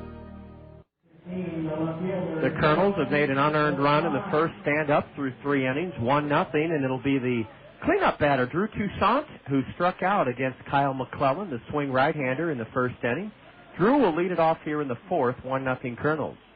And he grounds one foul right at his feet, strike 1. Linda Januska answered our Roadshow Trivia Challenge question correctly from Lansing on Tuesday night, one of 2 Roadshow Trivia Challenge questions. What did the Yankees' Dave Winfield do to be charged with cruelty to animals in Toronto's Exhibition Stadium in 1983? The pitch hits Drew Toussaint, and that hurts, Todd. Let's hope he's not lifted. It hit him in the left hand. Or now, wait a minute. Are they calling it a foul ball? We're going to have an argument. He's not getting first base, is he? No, the umpire is pointing to the box. Oh, goodness. Thurman's going to have to come out here and take a look at this because there are a lot of tiny little bones in the bottom of that hand. Eric Munson is out, and Drew Toussaint hopefully isn't out of this game. He was struck by a pitch, and plate umpire Nick Monaco didn't give him first base. Now Bobby Magallanes joins Colonel trainer Eric Munson outside the dirt batting circle. It looks like they're going to let Drew continue. Why that wasn't a hit batsman, I'm not sure. In fact, Drew's showing the plate umpire where it hit him on the hand, and he's still not going to call it a hit batsman. A lot of times that little nub stick out, and that's what you hear, that click off the bottom of the bat. And Drew, it looks like he's all right. No argument from Bobby on that one, and he'll step back in. And, boy, that would have been a blow. He's been on fire since joining the Colonel. Here's a deep drive to right, way back at the wall, off the wall. It missed being a home run by a foot. Drew will try to hoof it into second. He does, just ahead of the throw by Wes Swackhammer and Todd Brummelkamp. Drew Toussaint, after being hit in the left hand, it was called a strike 2, drilled one high off the right field wall. It missed getting out of here over that little 6-foot-high fence by about a foot. Like I always say to my probation officer, thank goodness for second chances, John. Wow, Drew Toussaint went the other way and hammered one high off the right field fence. And now Freddy Sandoval will have one goal, and that will be to hit the ball to the right side of the swing infield and get Drew over to third base. Ooh, he fakes the bunt and takes the strike. Todd, Linda Januska's answer to our Roadshow Trivia Challenge question from Lansing Tuesday night that earned her a prize from the Bim Ritter Diamond Shop. Dave Winfield hit a seagull with a throw during warm-ups at the old exhibition stadium in Toronto. He was charged with cruelty to animals, but that charge was later dropped when the Ontario police understood it was not intentional. Nowhere near as interesting as Randy Johnson's run-in with a bird down at spring training a couple years ago. But Dave Winfield, Linda Januska is our winner. Here's Sandoval taking high and away, ball 2. We'll have a Roadshow Trivia Challenge question coming up later in this broadcast. All you need to do is go to www.kernels.com. Go to the right-hand side of the page, and there will be a link for you to email your answer in. Can Freddy Sandoval get Toussaint to third? Well, that's what McClennan was trying to prevent as Kyle kept it outside, ball 3. And that's 318 down there is just screaming Freddy's name. Freddy has the Colonel RBI tonight. It came in the first inning. Ooh, he had a good swing and cut on it and fouled it back, dribbled it foul behind the plate. On a serious note, Todd, a kid in the Korean pitcher in this Cub organization 2 seasons ago with Daytona on purpose threw and hit an osprey, an endangered species in Florida, and he was rightly fined and I believe jailed for his actions. Ground ball to the right side. Freddy Sandoval may reach the second baseman, boots it, but then throws him out. And Todd, that is what makes this Balls Club so fun to watch. Freddy Sandoval will be greeted in the Colonel dugout like he hit a home run because he got that runner to third. If you're a baseball fan right now, you have to love that. Freddy Sandoval is your hero. If you can do that at this level in A-ball, you have a chance to go very high in the Angels organization because one Mike Scioscia will know that you are able to do that. Now the infield in, a chance for Warner Madrigal to add to the Colonel narrow lead here in the 4th inning, 1-0. Warner struck out in the first. He lifts one into deep right center. On the run is Simon Williams. He won't get it. It's in between and into the right center field alley. Warner Madrigal has doubled home Drew Toussaint, and the Kernels lead it 2-0 here in the top of the 4th inning.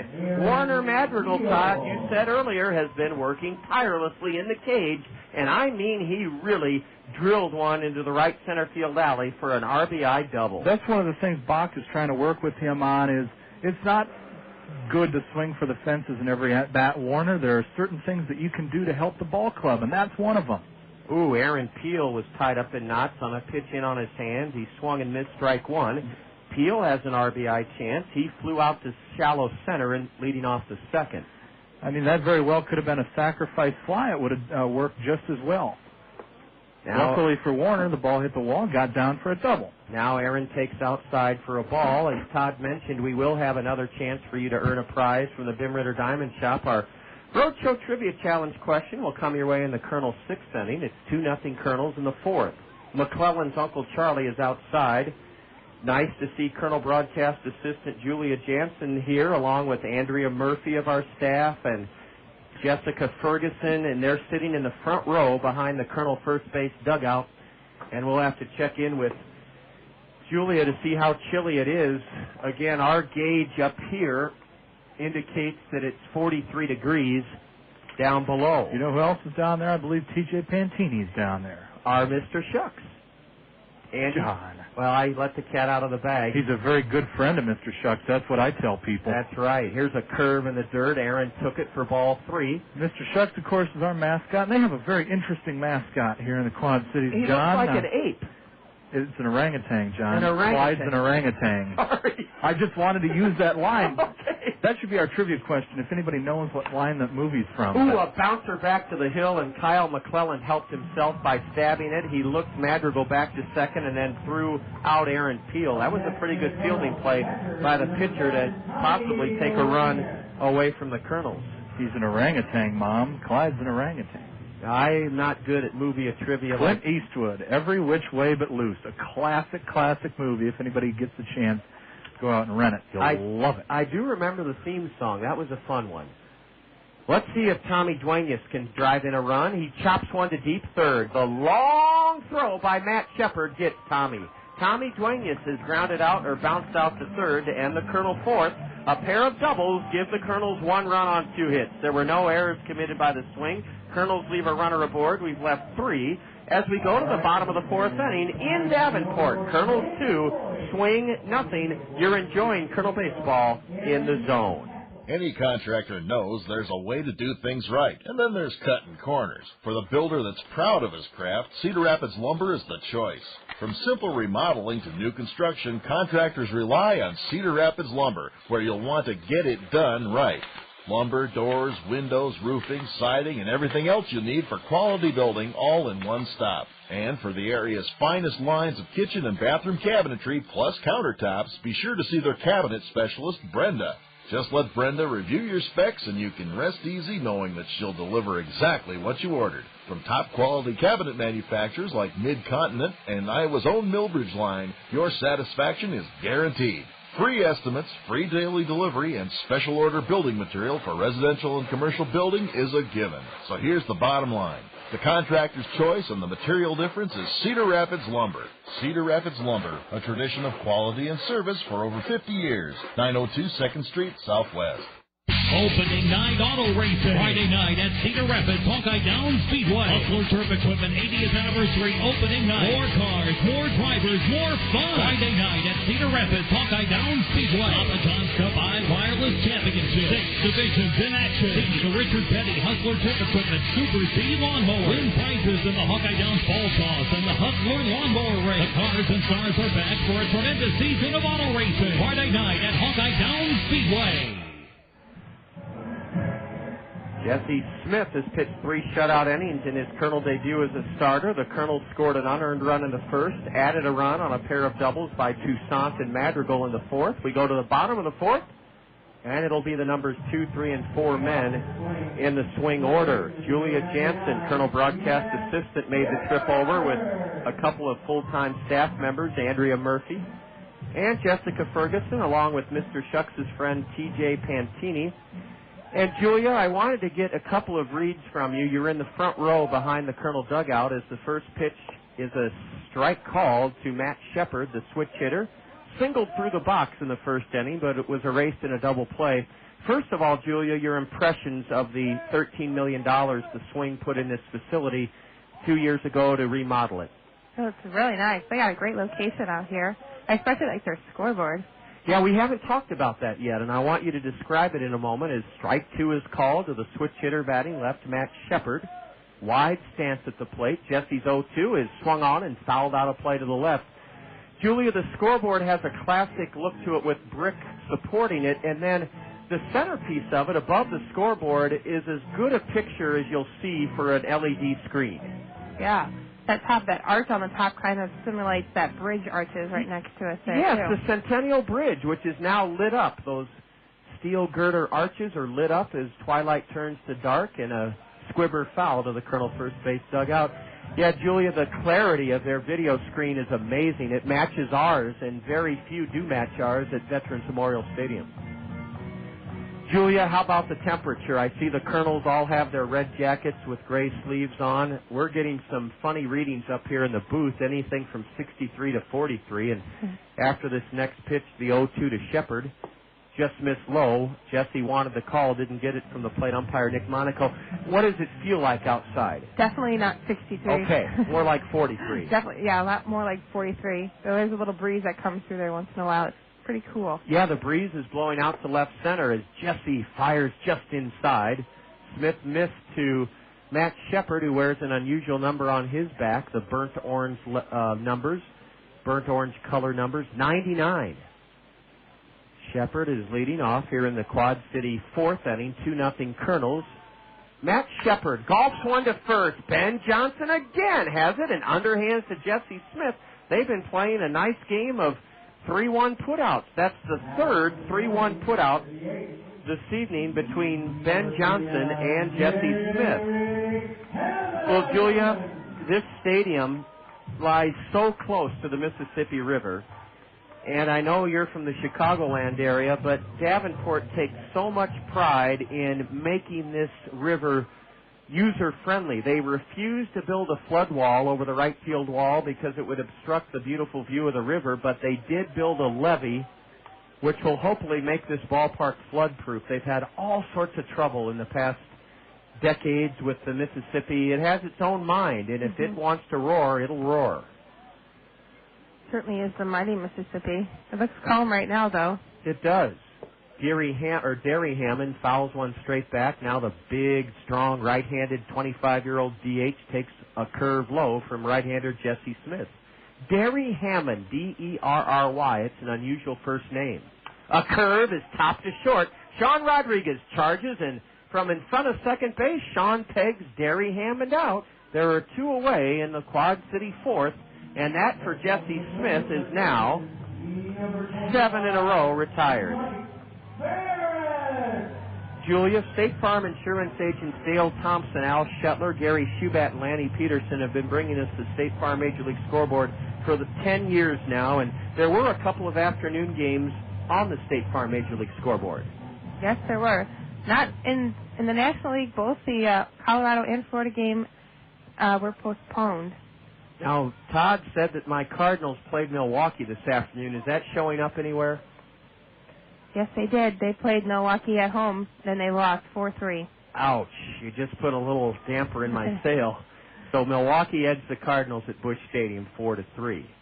Strike one is in to Mike Ferris. The big guy pumps one into shallow, the left side of the infield shallow, and Freddy Sandoval trots over, and in front of Sean Rodriguez on the dirt of the infield, Freddy Sandoval squeezes it, and what a performance through 4 innings by Jesse Smith.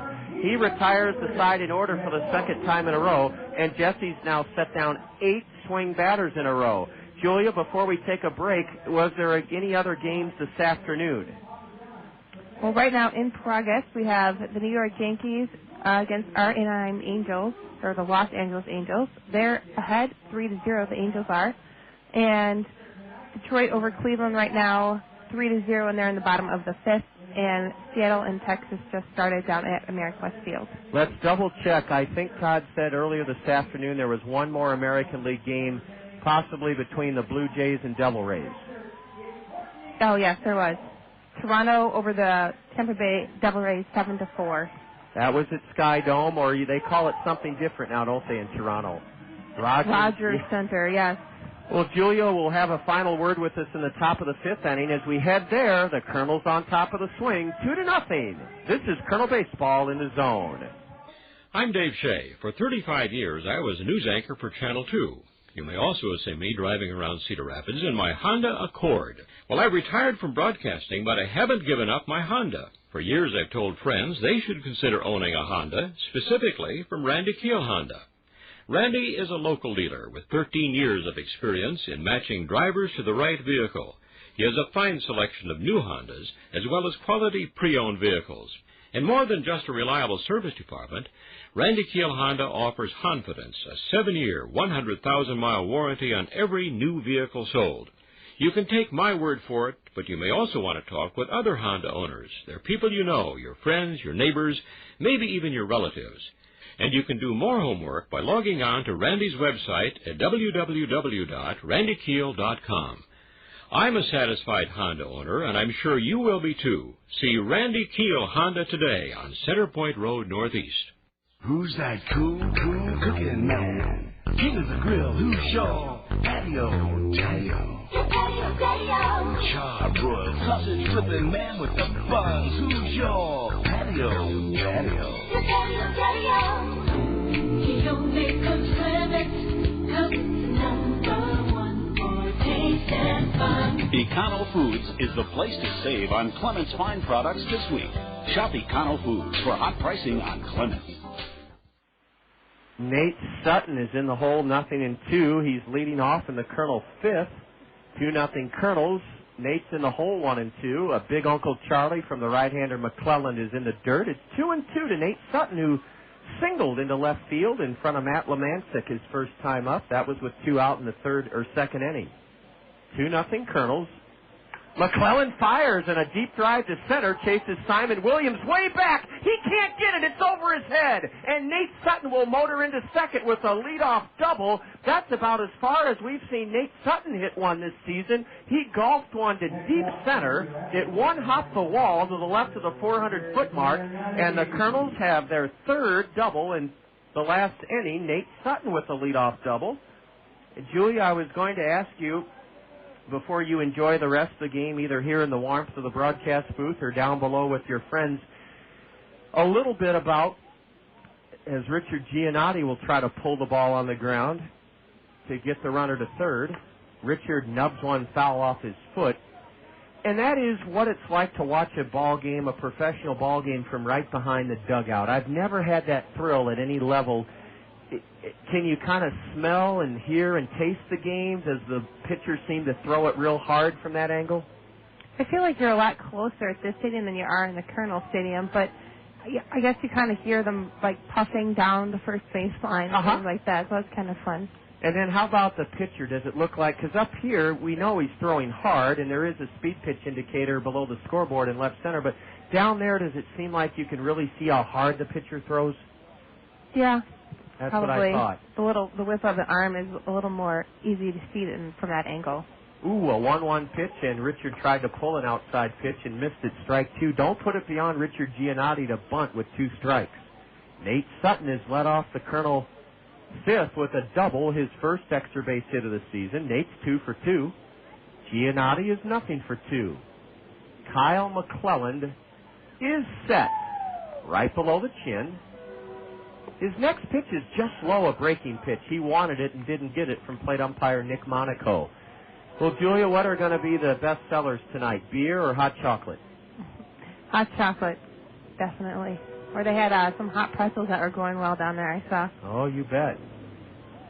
Sutton is leading the way at second with nobody out.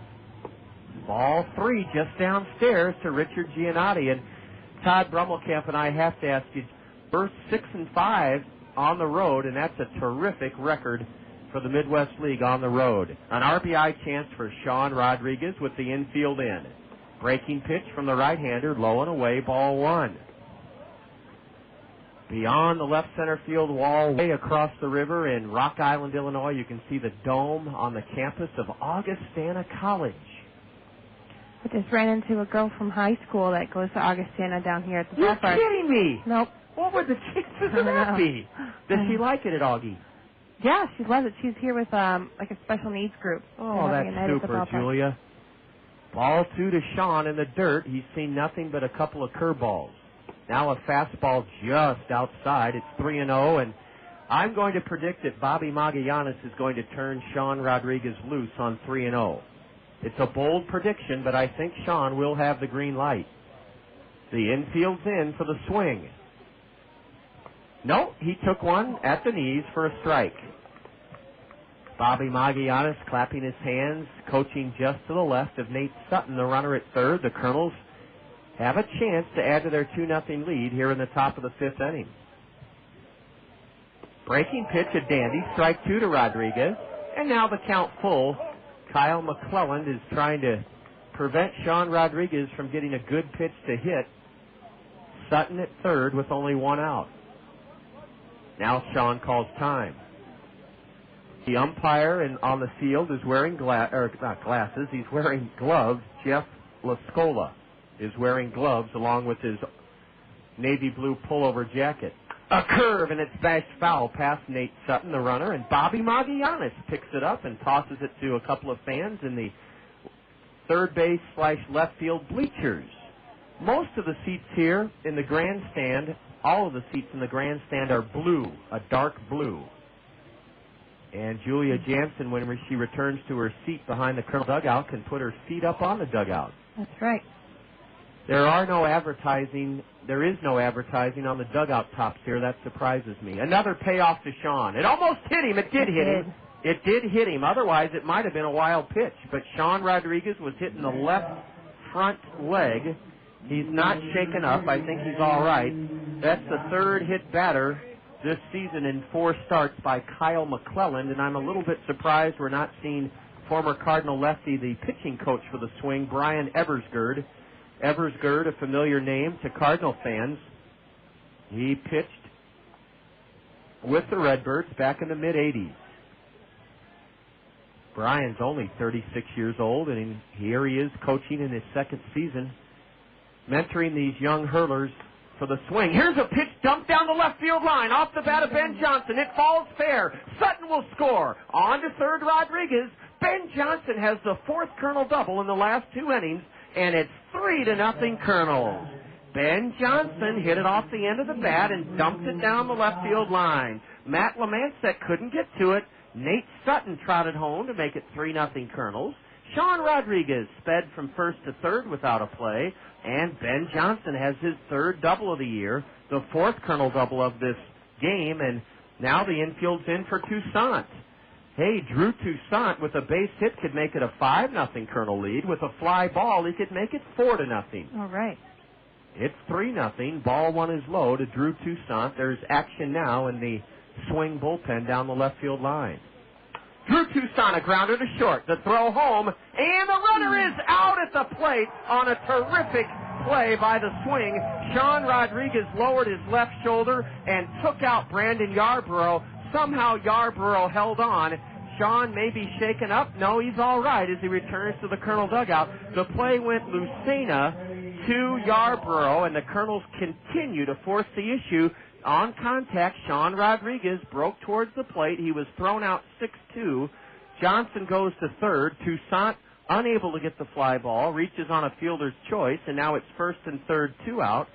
And, Julia, I want you to describe that blow that Sean Rodriguez delivered to the catcher, Yarborough. That was certainly one of the classic catcher meets the batter, or the runner there at home plate. You just kind of wait till the catcher stops rolling and see if he comes up and holds on to the ball. And Yarborough did. Sean played good hard baseball, lowered his left shoulder, and kaboom, down went Yarborough, but the ball was held, and now strike one call to Sandoval. Freddy with a first and third 2-out RBI chance. The Kernels always send the runner from third with the infield in. That's the organizational rule with Mike Sosha and Bill Stoneman, is you run no matter what. There's a breaking pitch high, and it's 1-1 to Sandoval. Freddy drove in the game's first run with a 2-out single back in the first. John, it looks like Cleveland Indians have scored 2 on Detroit out at Jacobs Field. So that game is now 3-2, still in favor of Detroit, but they're in the top of the 6th right now. That's on the State Farm Major League scoreboard. That's right. There's a right-hander in the bullpen, and it looks like Dennis Medina. Dennis Medina may be warming up for the Swing in their bullpen. He is a right-hander.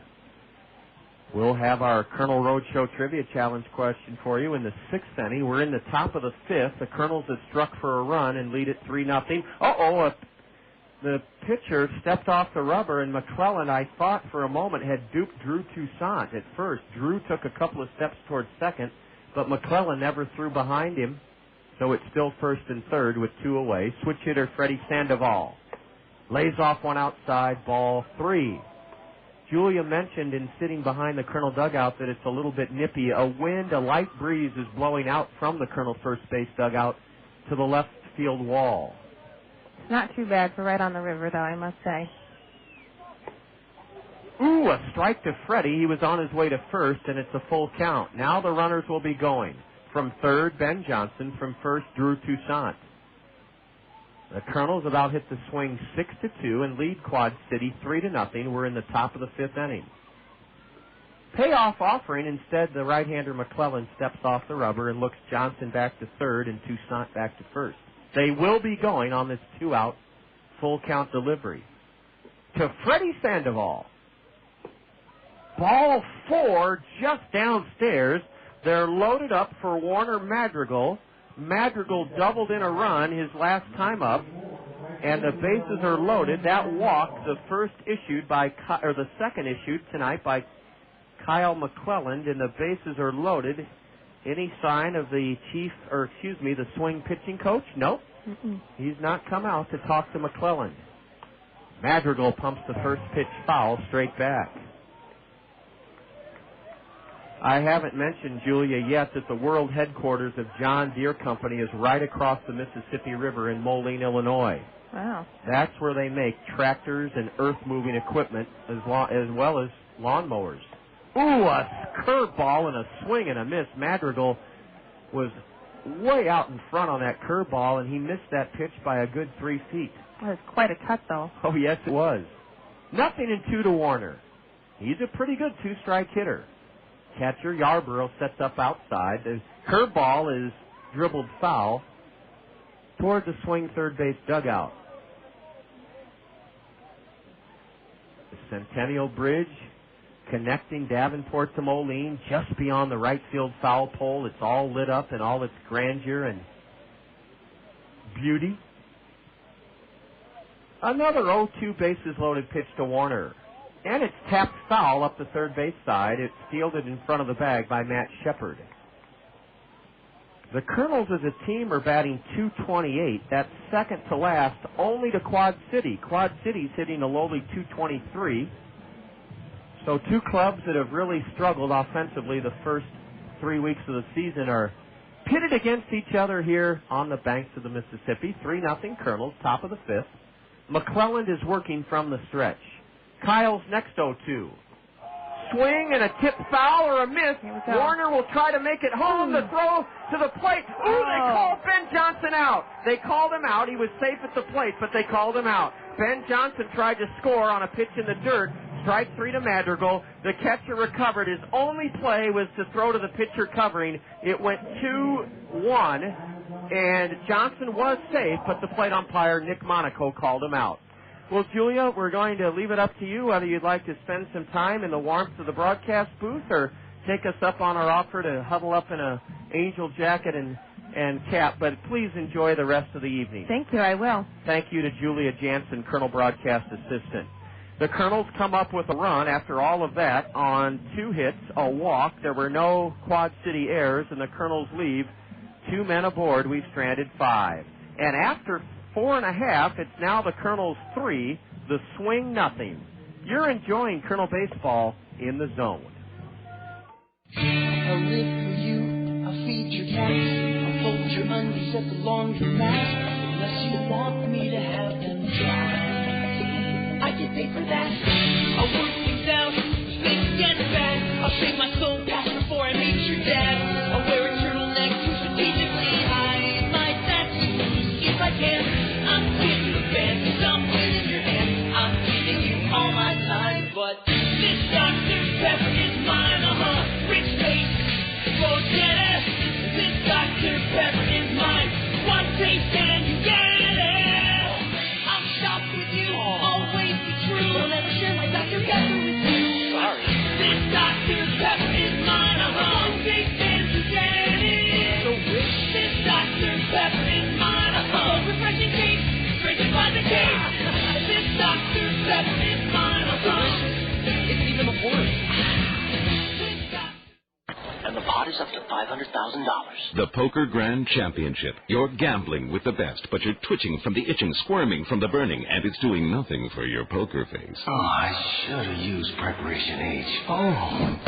Now, wherever you go, cleanse, cool, and soothe with new Preparation H portable wipes. 4 times bigger than Tux pads and individually wrapped to take anywhere discreetly.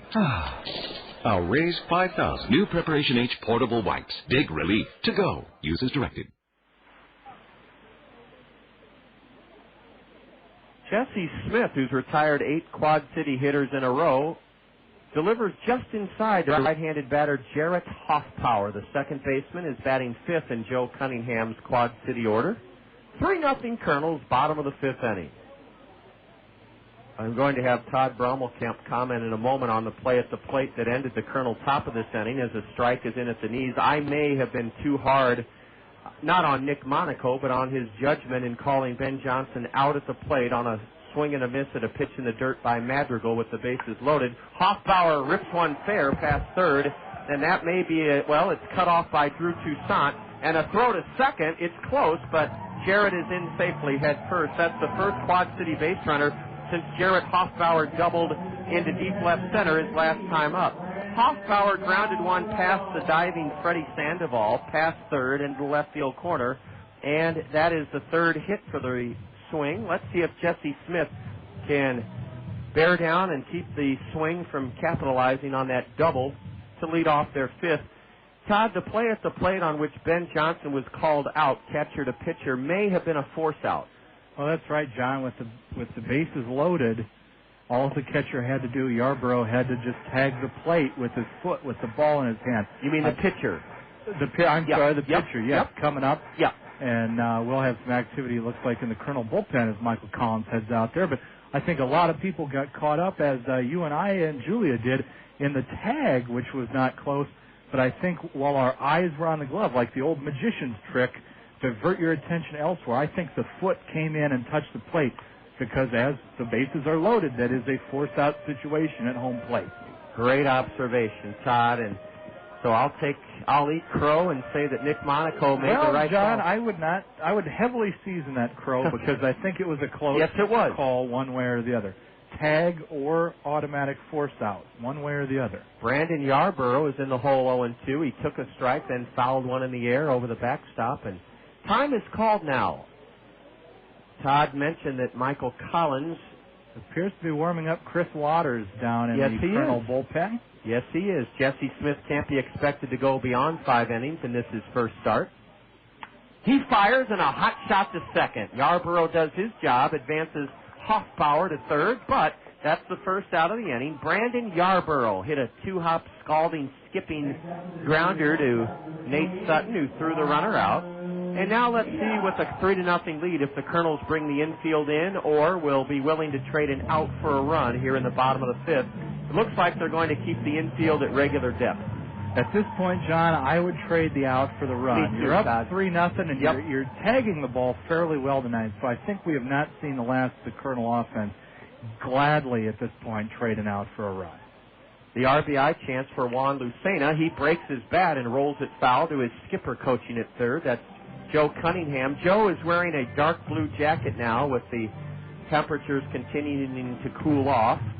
The Swings have that man up in their bullpen again that we mentioned earlier, Dennis Medina. And the Kernels, as Todd noted, have Chris Waters warming up in the right field Colonel bullpen. Remember, we'll have a Colonel Roadshow Trivia Challenge question for you in the Colonel 6 that Todd Brummelkamp took ownership of it this evening, and I think you'll enjoy it. It involves a very hot hitter for the New York Yankees. A curve, and it's nubbed foul, and now Jesse Smith in a position ahead 0-2 to maybe prevent Lucena from getting that run home from third. This would be a big strikeout for Jesse, and I think the way he throws and attacks batters, kind of what we're hoping for here is a strikeout that lessens the opportunity for any damage. But if he can strike Lucena out here and get 2 outs, he may get out of this one yet. Lucena is jammed and grounds one foul to the Colonel first base dugout. We're back at home for an 8-game homestand starting Monday, May 2nd. Plenty on everyone's plate at Veterans Memorial Stadium for that homestand, John. Including Cinco de Mayo, a noon game on the 5th of May, Thursday. A nubber to the mound. They call it a fair ball. I thought it hit the batter, but he ran to first. No argument from Joe Cunningham. And Jesse Smith looked the runner back to third and threw Lucena out. Todd, that ball had so much spin on it. I thought Juan Lucena fouled it off his own foot, but he sprinted to first, and he was... Don't tell me wrong from right. I know just what I like. Yeah, call me crazy, I don't care. Come feel the joy of my generation. They got their own understanding. Come to shout it out. With that fire,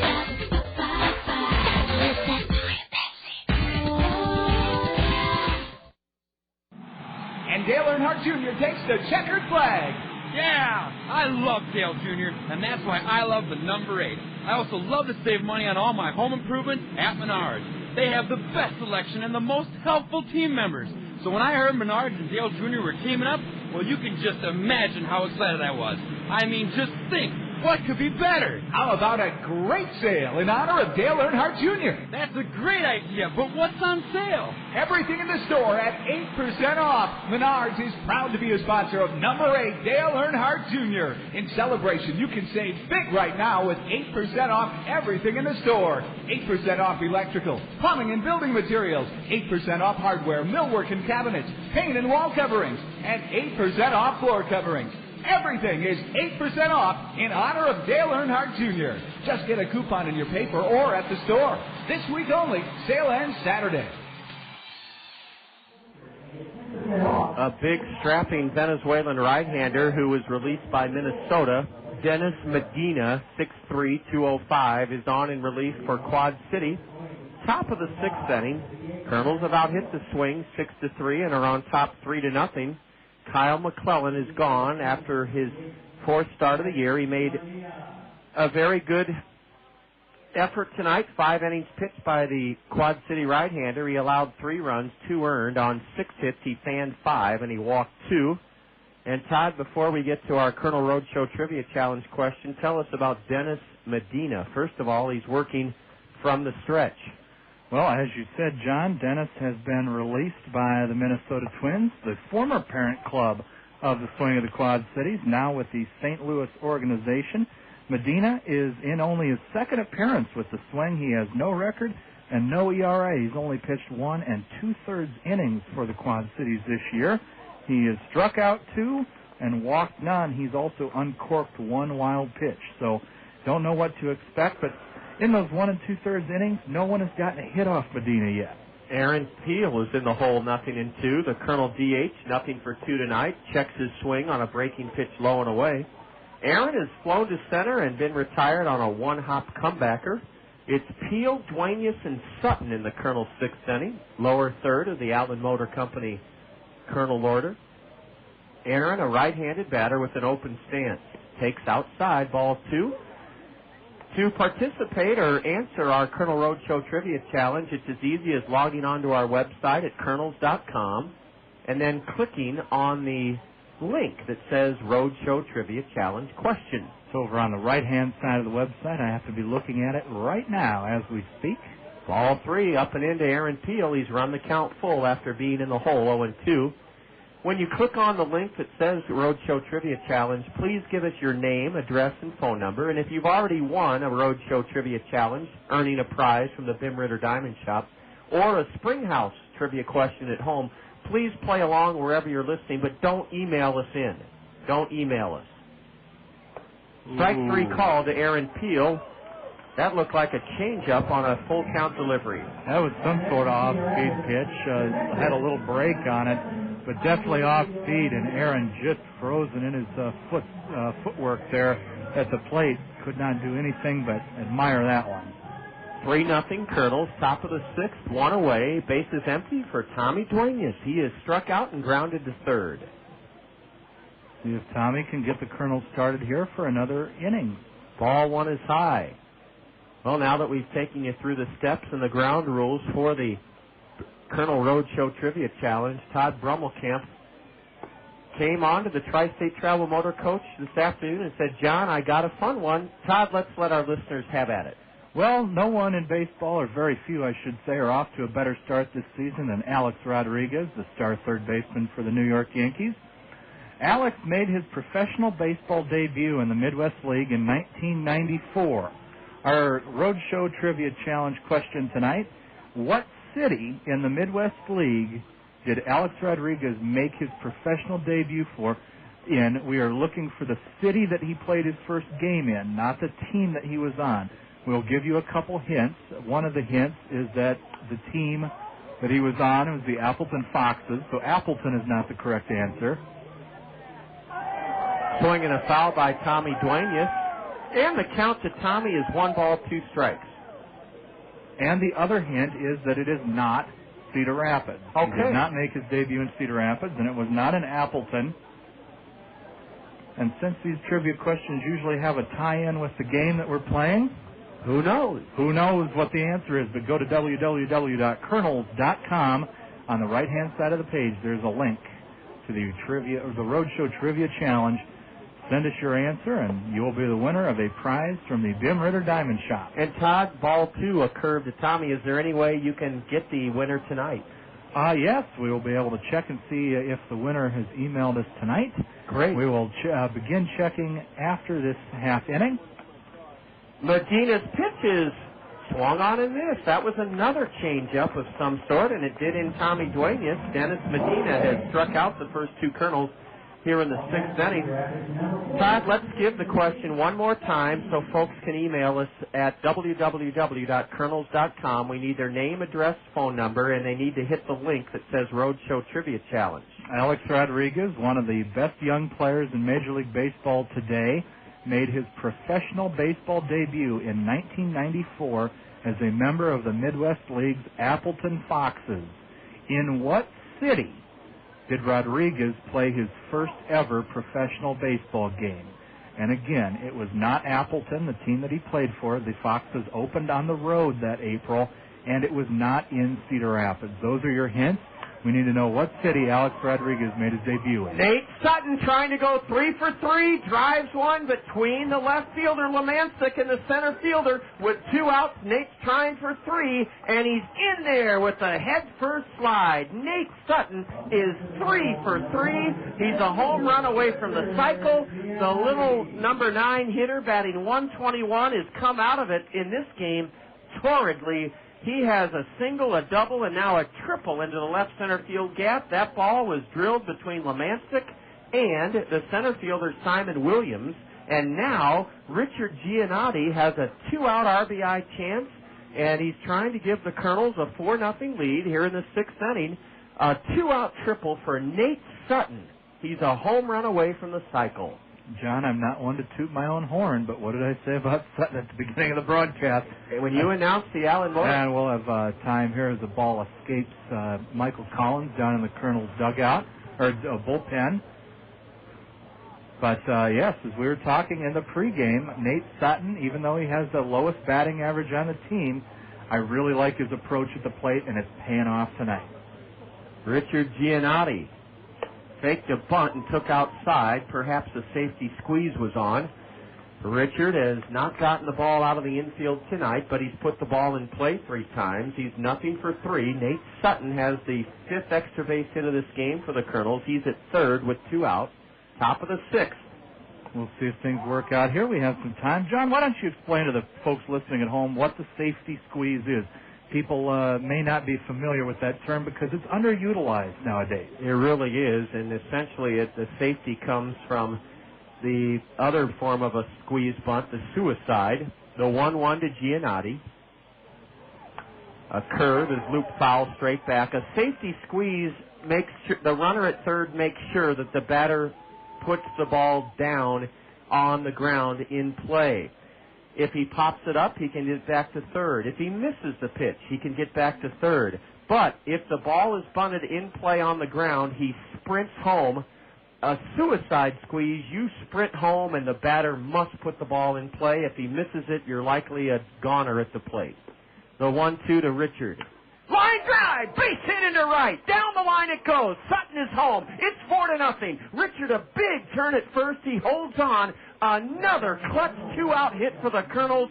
Richard Giannotti on a 1-2 pitch drilled it past the first baseman Mike Ferris into right field.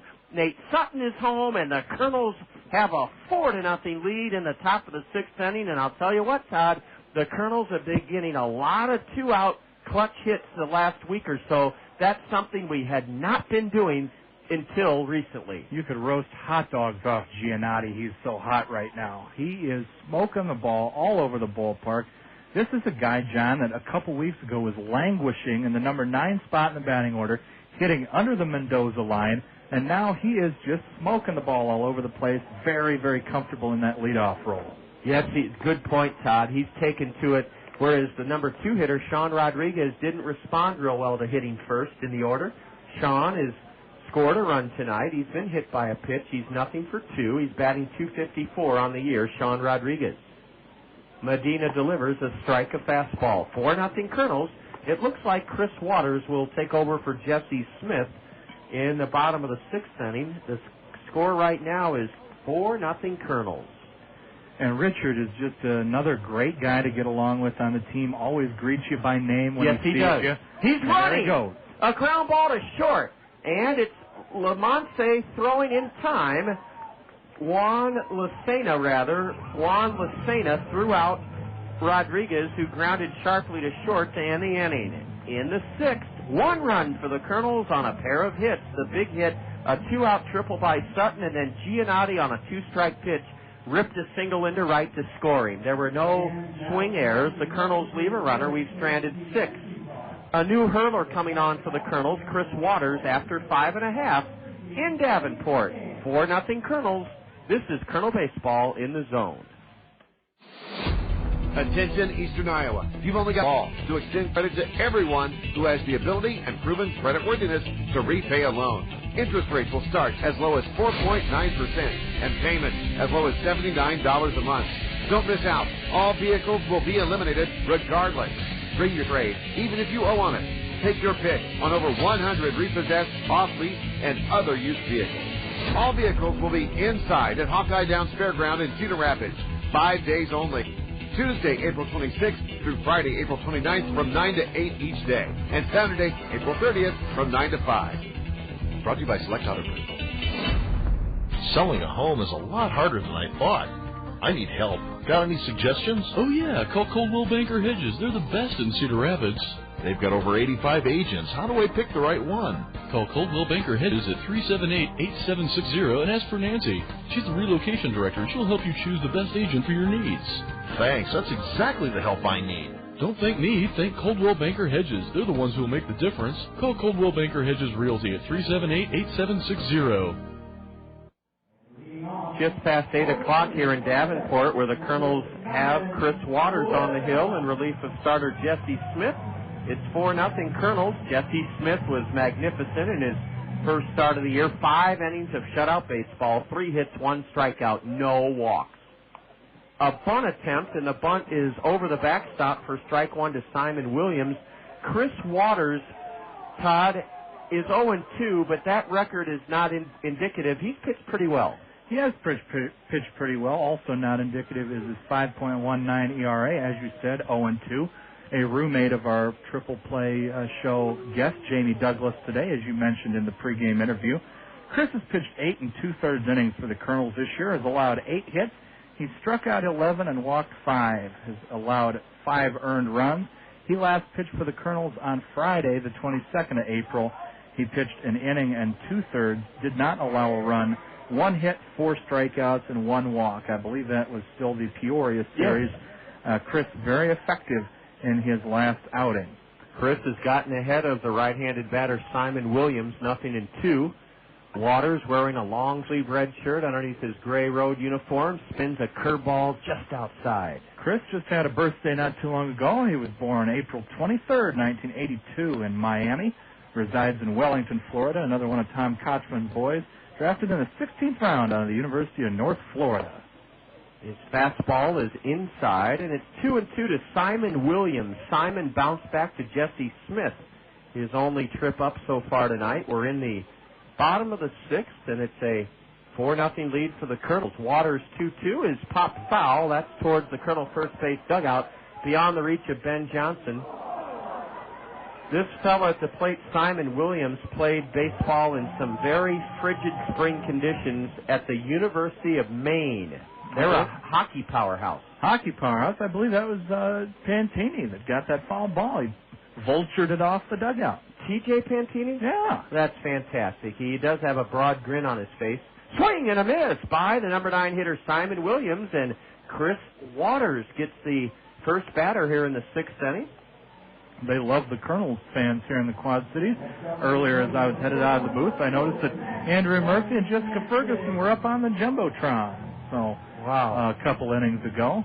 Kernels usually travel a little bit better to the Quad Cities, their fan base does, but it's a very cold night out here. Not as cold as it was last night, but if this game was in June or July, I have a feeling we'd have a couple more Cedar Rapidians here. A bouncer to third. Freddy Sandoval charges and gets his man. Matt Lemancic is 0 for 3. The leadoff batter bounces out to Freddy Sandoval at third.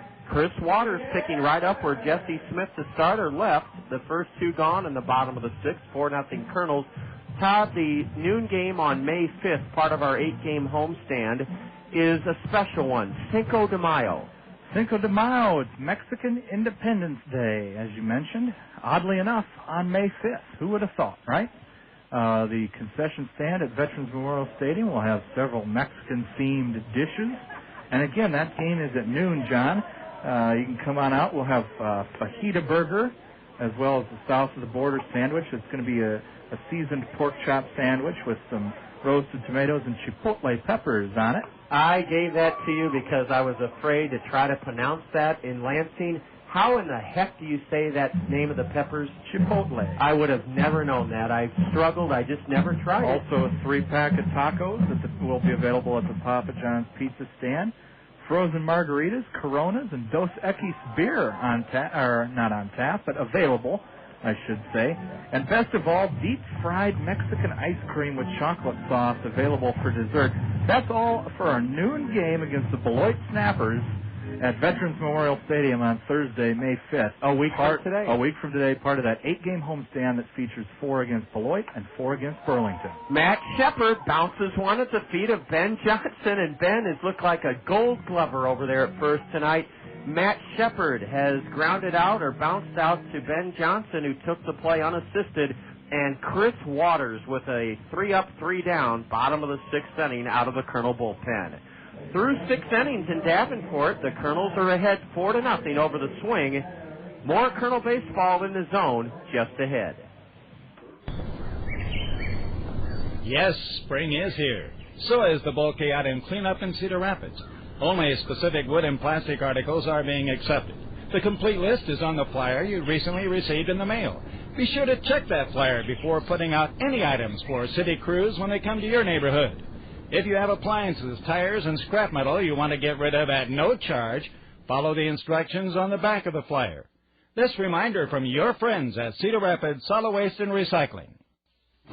Your Cedar Rapids and Marion Hy-Vees are proud to support one of our community's most renowned and cherished assets, the Cedar Rapids Kernels. Your Cedar Rapids and Marion Hy-Vees believe in the core values that comprise the essence of Kernel baseball: fun, wholesome, affordable entertainment for us all. As you look ahead to the many joys of summer, your Cedar Rapids and Marion Hy-Vees encourage you to visit the fabulous new Veterans Memorial Stadium. Your Cedar Rapids and Marion Hy-Vees, embracing Kernel baseball, a community treasure. Got a headache?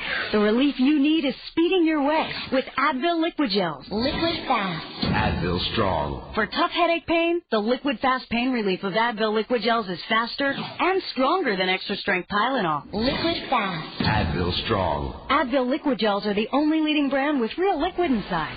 They rush relief right to where you need it. Find out what Liquid Fast pain relief can do for you. Advil Liquid Gels. Liquid Fast. Advil Strong. Use as directed. We played 6 innings on a cool night on the banks of the Mississippi in Davenport, Iowa, and the Kernels have out-hit the Swing 8-3 and are enjoying a 4-0 lead. Second inning of work for reliever Dennis Medina. He'll work from the stretch with nobody on, nobody out. The heart of the Kernel order starting with Ben Johnson. Ben, 1 for 2, an RBI double his last time up. With the way he's played defense tonight, he could wear the collar, and I don't think anyone would be disappointed in him. He has not only fielded position well, but also, as you said, is 1 for 2 at the plate tonight. Ben takes strike one called. He's wearing a pair of black batting gloves, uses a black lacquer bat, and a let up, a swing and a miss by Ben Johnson. Boy, Luis Medina struck out the first 2 Kernels in his first inning of work, the 6th inning, but then a Nate Sutton triple, followed by a 2-strike, 2-out run-scoring single by Richard Giannotti, and that's why the Kernels lead it 4-0 now. The 0-2 is swung on and fouled straight back by Ben Johnson. Just off the top of the bat. That thing went straight back, but you look at the statistics here, and they do not always belie what to expect when you watch a baseball game. There's Nate Sutton way down at the bottom, batting 121 coming into tonight's game. Warner Madrigal down at the bottom, hitting .211. These guys are performing for Bobby Magionis tonight. We'll have Todd check on the status of our Roadshow Trivia Challenge question shortly. The next 0-2 to Ben Johnson. Popped foul near the swing dugout. There should be a play for Matt Shepard. He's on the warning track material. He almost overran it, but was able to secure it. For the first out of the 7th, Ben Johnson is fouled out to third. That brings in Drew Toussaint. Drew has doubled and scored tonight. Nice to see the Kernels getting some extra base hits among their 8 hits tonight. The Kernels have 4 doubles and a triple. So 5 of their 8 hits are extra bases. Drew Toussaint, a .375 hitter, stands straight away from the right side. Drew went to school in Baton Rouge, Louisiana, and he skies one into straightaway center. It's in shallow center, and who wants it? The center fielder comes in, and Simon Williams gloves it for the second out of the inning. Drew Toussaint has flown out to center, and that brings in Freddy Sandoval. Freddy had a big 2-out RBI single back in the first inning to plate Sean Rodriguez with an unearned run. John, we've got an answer in our Kernels Roadshow Trivia Challenge tonight. Well, I'm going to have you write down the... Well, no, we don't need to write down the name of the winner. Andy Pantini tracks it all from our home base at the stadium. We had some good guesses. My good friend KJ Pilcher let me know that he was listening to the game tonight. KJ works for our good friends over at the Gazette. We had a guess that it was Peoria. That is the incorrect answer, but a nice guess anyway, as Freddie takes a big swing and a miss as the count evens up at 1-1. The correct answer, you and I are sitting in Davenport, Iowa, John. Randy Keffer of South Point, Ohio. Wow! I'm assuming a relative or friend of Jamie Douglas, most likely listening. Well, he'd have to be listening to the Zone1600.com, listening to our broadcast on the Internet. Randy Keffer of South Point, Ohio, is going to have some Kernels garb to wear around South Point, Ohio. Randy, probably a poncho or an umbrella. That's what we have as prizes. And Todd, as Freddy Sandoval's even on the count 2-2, let's repeat the Roadshow Trivia Challenge question and give the answer that Randy Keffer gave. Well, the question was, what city did Alex Rodriguez, the star third baseman for the New York Yankees, make his professional baseball debut in? We told you it was a Midwest League city, and gave a couple hints, and the fact that it usually ties into the broadcast somehow, and it was not Cedar Rapids, gave it away. Randy Keffer knew it was Davenport. As a member of the Appleton Foxes, and Steve Batterson, a longtime beat writer for the Quad City Times, recalls Alex Rodriguez and seeing him make his first professional error in that game. Freddy Sandoval lofts one into shallow right, and Jarrett Hoffpauir retreats from his second base position to take care of it. The Kernels go in order in the top of the 7th inning. We'll have a little more about Alex Rodriguez, who began his career right here in Davenport in 1994 as a member of the Appleton Foxes, playing against the Quad City... Well, we'll figure that one out. They were the River Bandits back then. Okay. 7th inning stretch in Davenport, where Alex Rodriguez began his professional career. It's the Kernels on top of Quad City 4-0, and you're listening to Kernel Baseball in the Zone. Multitasking is today's buzzword. We're parents, employees, board members, spouses, caregivers. The list goes on. Your local Pekin Insurance Agency, Sheets Forest Draper Insurance in Marion, is great at multitasking, too. Sheets Forest Draper will find the right insurance coverages for you. See Scott Draper of Sheets Forest Draper for coverages on your home, auto, life, health, and business. Finding the right insurance is one less task for you to do when you depend on your hometown professionals with Pekin Insurance.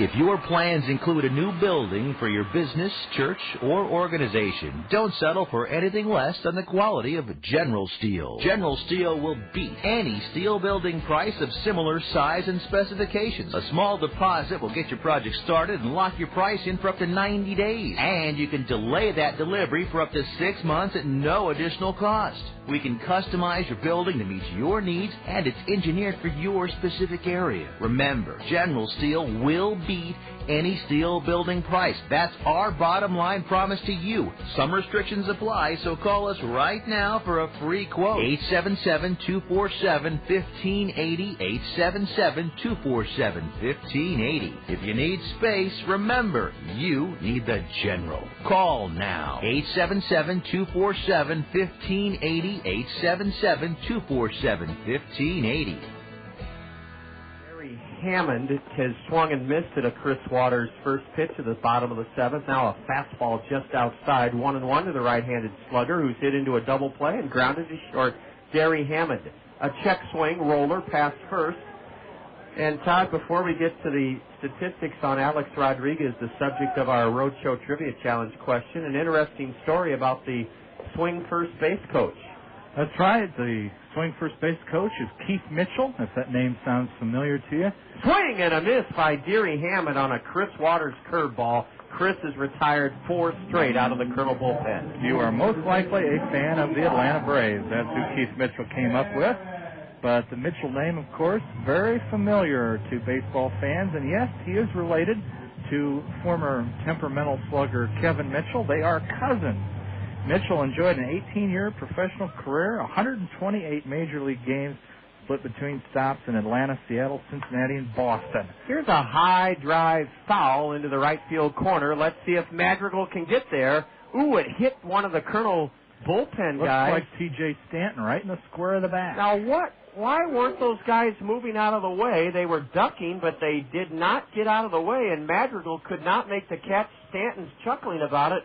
He was warming up, and he tried to get out of the way. I'll give TJ that, but that ball hit him in the back. I don't think Warner could have gotten to it, although, Todd, he got close. He did get close, but it's tricky going up that warm-up mound out there. And when you're a prospect like Madrigal, you don't want to go out there and put yourself in a position to injure yourself. An 0-1 pitch is but dribbled foul, and it's strike 2 to Mike Ferris, the cleanup batter. That said, Warner did not lay up for that ball by any means. He made a heck of an effort to get over there. John, Alex Rodriguez played his first 65 professional games as a member of the Appleton Foxes at the tender age of 19 years old. Ball one low from Chris Waters. It's 4-0 Kernels. 1 out, bases empty, bottom of the 7th for cleanup batter Mike Ferris, a left-handed hitter. 0-2. Did Alex tear this league up? Well, John, it's interesting. He did hit .319. Here's a high pop-up. Nate Sutton is fading back into shallow right, backpedaling. He's the man. Nate Sutton, 3 for 3 tonight, has the pop-up in shallow right. The second baseman, Nate Sutton, takes care of Mike Ferris. 2 gone in the swing, 7th inning. We'll get him an extra slice of pizza for the bus ride home, but interesting, John. Alex hit .319 in this league. He was called up at the All-Star break, was an All-Star that year. But in 248 at-bats, John, Alex struck out 44 times. And look at the player he has become today. That is absolutely amazing. Also had stops at AA Jacksonville, AAA Calgary, and later in the season played 17 games with the big league club. Has not seen minor league action since. He is one of the rising stars of the game, regardless of what you think about him, as the count goes 1-1 on Jarrett Hoffpauir. He's doubled twice, Hoffpauir has. He has 2 of the swing 3 hits. He's facing Chris Waters for the first time. A comebacker. Chris Waters will toss to first to end the inning. That ain't no double. No, Chris Waters has 2 perfect innings out of the Colonel bullpen in relief of starter Jesse Smith. Still to come on our broadcast, our Colonel Did You Know question. We go to the top of the 8th inning, and it's 4-0 Kernels. This is Colonel Baseball in the zone. So, you get up one morning, and before you even make it out of the bedroom, you stumble over an old lamp that hasn't worked since 1968. And then you stub your toe on an old coffee table you meant to get rid of 5 years ago, but you didn't. And now your toe hurts like crazy. So you go out to the garage to get that foot soaker you got for Christmas, but you can't get to it because it's behind the bikes and trikes and the weight bench and treadmill that you're going to start using. Next week for sure.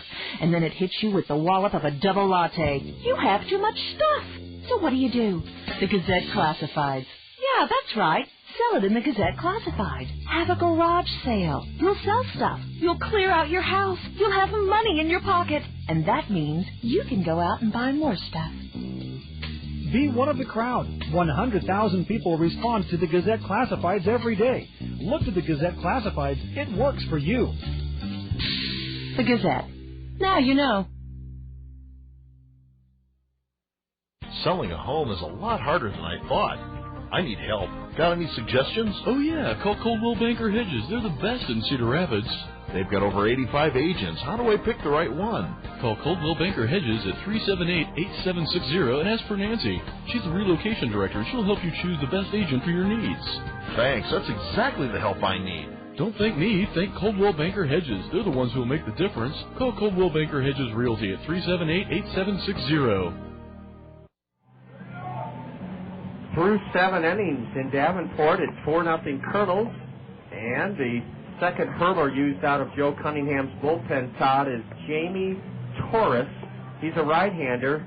Let me give the final line on the reliever that preceded him, Dennis Medina. Dennis, 2 innings pitched, 1 run, 2 hits, 2 strikeouts, and no walks. This is a right-hander out of Cal Berkeley, Jamie Torres. That's right, a resident in Riverside, California. He has no record so far this year. In 7 games with the swing, he has a 4.35 ERA. He's thrown 10 1/3 innings, split time between New Jersey and Peoria last year, so no stranger to the Midwest League, even though he only played in 8 games for the Chiefs. He was 1-0 with a 5.60 ERA last year in Peoria. His first pitch to Warner Madrigal is a fastball just high, ball 1. We're underway in the top of the 8th. Warner Madrigal has a key blow in this game, a RBI double back in the 4th inning that made it 2-0 Kernels. A home run cut by the big guy Madrigal. He swung and missed, strike 1. Warner Madrigal to be followed by Peel and Duenas here in the Kernel 8th inning. T.J. Stanton looks like he'll take over in the bottom of the 8th. A curveball, and fouling it to the base of the backstop is Warner Madrigal, and that's strike 2. Absolutely ridiculous, John. And by that I mean the way that Madrigal fouled that ball off. And scouting reports and word get around even at this level, John, and you'll see pitchers continue to work him away, as Torres did there, coming back with a ball away, as Madrigal evens the count at 2-2. He clearly struggles and likes to go chasing, likes to go fishing for those balls down low, and I would be surprised if we don't see another one here. A curve and a swing and a tip foul into the mid of the catcher, Brandon Yarbrough, and that takes care of Warner Madrigal to start the Kernel 8th inning. Chris Waters worked 2 perfect innings in relief of Jesse Smith, striking out 2, walking none, giving up no hits. And it'll be T.J. Stanton in the bottom of the 8th inning. Let's see if the Kernels with 1 out can get Aaron Peel aboard. A base hit into right. Aaron fisted it between first and second, and that's Aaron Peel's first hit of this game. It's the Kernel 9th hit. Aaron entered the game hitting .333 in his last 5 games with the Kernels. He'll have at least a .300 batting average tonight, should he not make another plate appearance. And Aaron, one of the other Kernels who continues to find their stroke. And John, this is a great series facing a relatively mediocre pitching staff, as you said earlier in the broadcast, 12th in the 14-team Midwest League in ERA.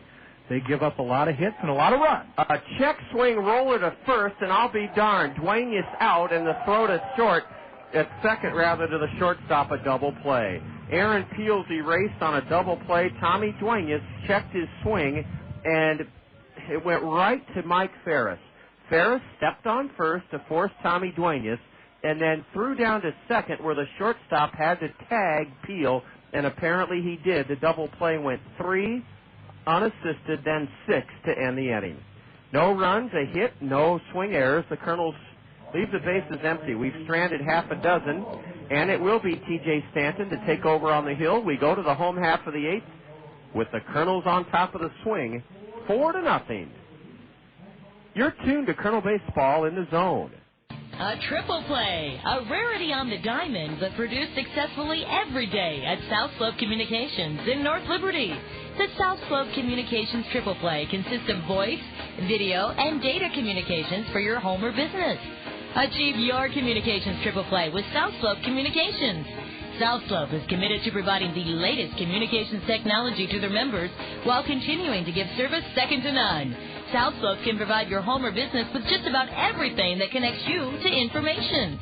digital wireless phones, long distance plans, data home and business wiring, video conferencing, dial-up and high-speed internet service, fiber optic installation and termination, and coming soon to all local servicing areas, digital video TV service. South Slope also rents out a beautiful community center event room in their magnificent new building in North Liberty. When you need anything in the communications field, select South Slope Communications. Visit them at southslope.com. For the 7th exciting season, the Zone ESPN Radio 1600 KCRG is your exclusive home for Friday night Hawkeye Downs feature racing. Join me, Scott Unash, along with multi-time track champion Kevin Corsmo in the booth, and Dennis Canuck live in the pits at Iowa Super Speedway. 2005 promises to be a pulse-racing, heart-pounding year at the Downs, with more cars, defending champions returning, and drivers on the move in new classes, plus a new quarter-mile division of exciting action. That's Hawkeye Downs Racing, Friday nights after Colonel Baseball, right here exclusively on your sports leader, The Zone, ESPN Radio 1600 AM. 7 and 8 men in the swings lineup. It's 4-0 Kernels, bottom of the 8th inning, and 6'4", 230-pound right-hander T.J. Stanton, who last pitched Thursday and gave the Kernels a save in our only victory at home against Peoria. T.J. Stanton is on the hill. 2 perfect innings out of the Kernel bullpen by Chris Waters. Jesse Smith spun 5 shutout innings in his Kernel debut as a starter, and lacing one foul straight back is Brandon Yarbrough, the catcher, left-handed hitter for the swing. Stanton pitched 2 innings to earn a save on Thursday night a week ago against Peoria. He fires low to Yarbrough. Our Kernel Did You Know question comes your way here in the bottom of the 8th inning, and we'll amaze you with this one, I think. Everybody knows what a great base stealer Vince Coleman was. Biggest mistake Vince made was leaving the Cardinals to sign as a free agent with the Mets. He was never the same after that. But ball too low to Yarbrough. We'll give you our Colonel Did You Know question about the fleet-footed base stealer Vince Coleman.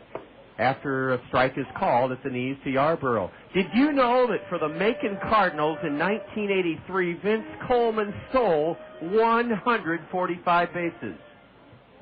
That is 145 more bases than I stole in my high school career, John. And he probably did it, Todd, in a 140-game season. Ball 3 most likely. CJ. Now, another Did You Know about Vince Coleman, and one Cardinal fans will not enjoy knowing. Vince now works for the Chicago Cubs as their roving base running instructor for their minor leaguers. Here's a drive hit hard into left at Drew Toussaint. 3 steps back, reaches up and stabs it. Wow. Brandon Yarbrough got good wood on it and drilled it the other way. Credit T.J. Stanton, though, Todd, because he made Yarbrough with a 4-0 lead earn his way on, and Yarbrough darn near did earn his way on, lining out to left. That reminds me of the old country song, 1 step forward, 2 steps back by Toussaint out there in left field, but he sort of sticks that glove up there and makes the catch. What looked scary turns out to be just a walk in the park for T.J. Stanton as he gets the first out here in the bottom of the 8th. Juan Lucena tips one foul off the chest protector of Tommy Duenas. You make a great point about Vince Coleman, Todd. I was ashamed, not ashamed, I was disappointed because of the Cub-Cardinal rivalry. You'd never dream Vince Coleman would get a job with the Cubs, and that's not to say that it's a negative. It's great that a base stealer like Vince Coleman and a super bunter, an outfielder with speed, the Cubs have never been known for speed, stolen bases, or bunting, and perhaps Vince can help some kids. But he just doesn't seem right that Vince Coleman, who had his glory years as a Cardinal, would be a Cub instructor. But that's a great Did You Know. Well, I'll tell you. Here's a pitch golfed in the air behind second, easy for Sean Rodriguez, who calls, and 10 steps behind the bag at second, still on the dirt of the infield. Juan Lucena is out on a pop-up to short. One of the young men that we've seen already in this league this year that Vince Coleman will undoubtedly be working with is Corey Patterson's younger brother, Eric, who still leads the Midwest League in stolen bases and appears to be a phenomenal ball player on his way to an all-star season with the Peoria Chiefs. He is also, I believe, still on top of the league in batting average as well. Wes Swackhammer takes outside, ball 1. We're in the bottom of the 8th. It's 4-0 Kernels. T.J. Stanton in his first inning of relief. Out of the Kernel bullpen, T.J.'s a 23-year-old out of the University of North Florida. A high pop foul. Duenas can't find it. Tommy can't find it. Now he does, and he overruns it. Oh, that's too bad. That's going to be a no play, hopefully. No one helped Tommy. T.J. Stanton and Freddy Sandoval may not have seen it either. It landed 15 feet behind the dirt batting circle. Tommy Duenas never saw it. Did the Colonel dugout chirp at him? I don't believe so. Justin Bachman and Bobby Magianis sort of looking up at the lights and pointing that that was a tough ball. And I don't see an error on the board yet, so they're going to give Tommy a no play on that. Which is very fair. Which is very fair, and I believe the correct call on that. Because he never saw it. Now a pitch inside from T.J. Stanton. Ball 2, a fastball to the left-handed batter Wes Swackhammer, who's grounded out to first and popped to short. I don't want to jinx us here, but the Swing have only managed 3 hits off Colonel pitching so far tonight. And boy, our guys have just looked like they are dialed in against this league worst offense. Ball 3 is high, and now let's see if Stanton can come back and get the number 8 hitter, Wes Swackhammer. I struggled trying to find a diplomatic way to say that, but there really is no way. Here's a high pop foul, and that one will be beyond the reach, 2 rows beyond the reach of Freddy Sandoval at third. When you rank 14th in a 14-team league, you have the worst offense. So, no offense to any Swing fans that may be listening. And the nice part about the season, at the end of the year, they may be the best hitting team in the league. That's right, the Midwest League after the All-Star break. 3-2 pitch, and let's credit T.J. Stanton. He did not walk Wes Swackhammer. Swackhammer has his first home run of the year, and Todd had bounced into the Mississippi River over the right field wall. Off that path out there reminds me very much of the first time I ever saw a ball hit into the river out here. It was in 1990, back when our parent club, the Angels, were here in the Quad Cities.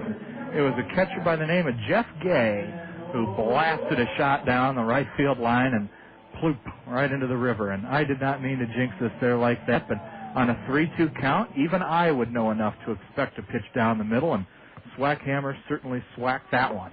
Swinging, and it's on a high fastball from Stanton to Simon Williams. And I wasn't kidding. I'd rather give a guy a home run than walk him when you're leading 4-0 in their home ballpark.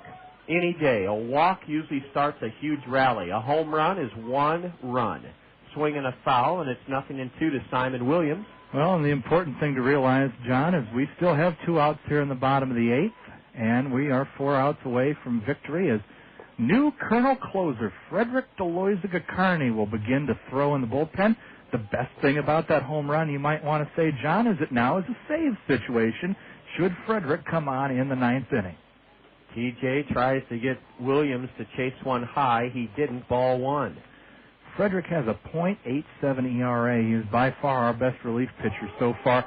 What a nasty pitch, John. I know you were sort of looking down, organizing some paper there, but, man, Stanton just busted off a nasty curveball, and there was no chance, not even a flinch of the bat on that one as he struck out looking.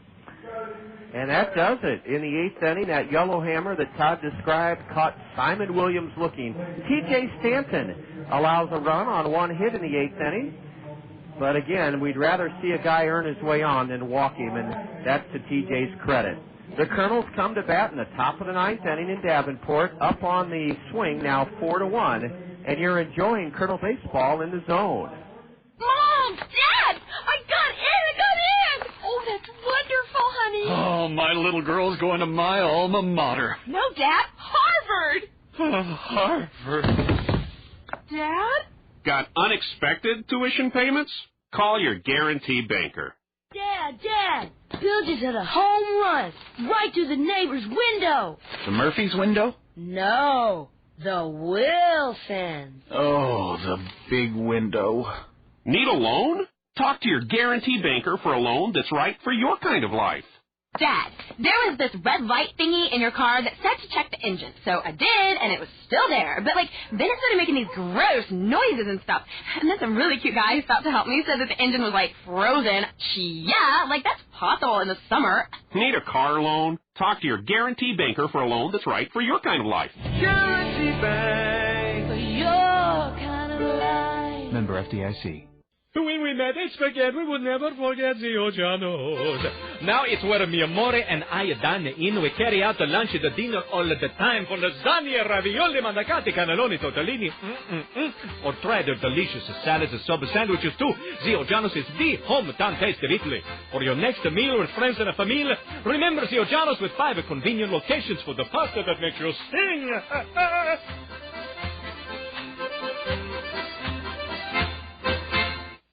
Nate Sutton's had a brilliant night at the plate and in the field. He's 3 for 3 with 2 runs scored. He's started a double play at second base, and he swings and tips one foul, strike one to Nate. He's a home run away from a cycle. Left-handed batter.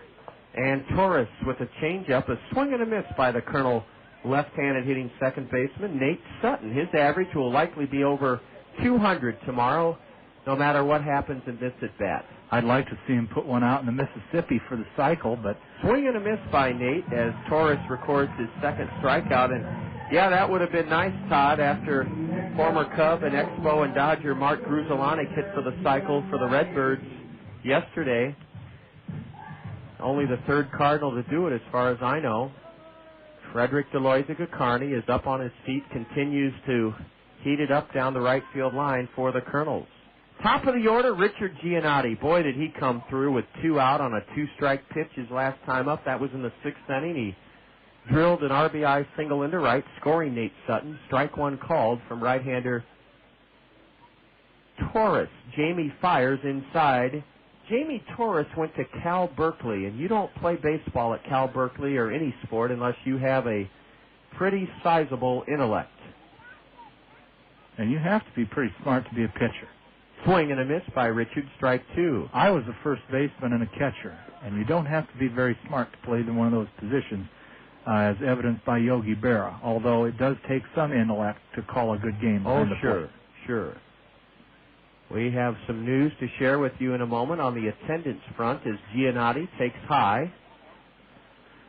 1,003 people braving the chilly temperatures here at the new John O'Donnell Stadium in Davenport, Iowa. And had it not been for 5 of our Colonel friends, including Andrea Murphy and Jessica Ferguson, there's a foul into the Colonel dugout to keep Giannotti even on the count 2-2. They would have had to settle for 998 fans here tonight. So the Colonels doing their part to help their Quad City brethren over the 1,000 threshold as Frederick Deloitte-Gacarni, the Colonel's closer, continues to ready himself for the 9th inning down in the Colonel bullpen. Another foul outside third.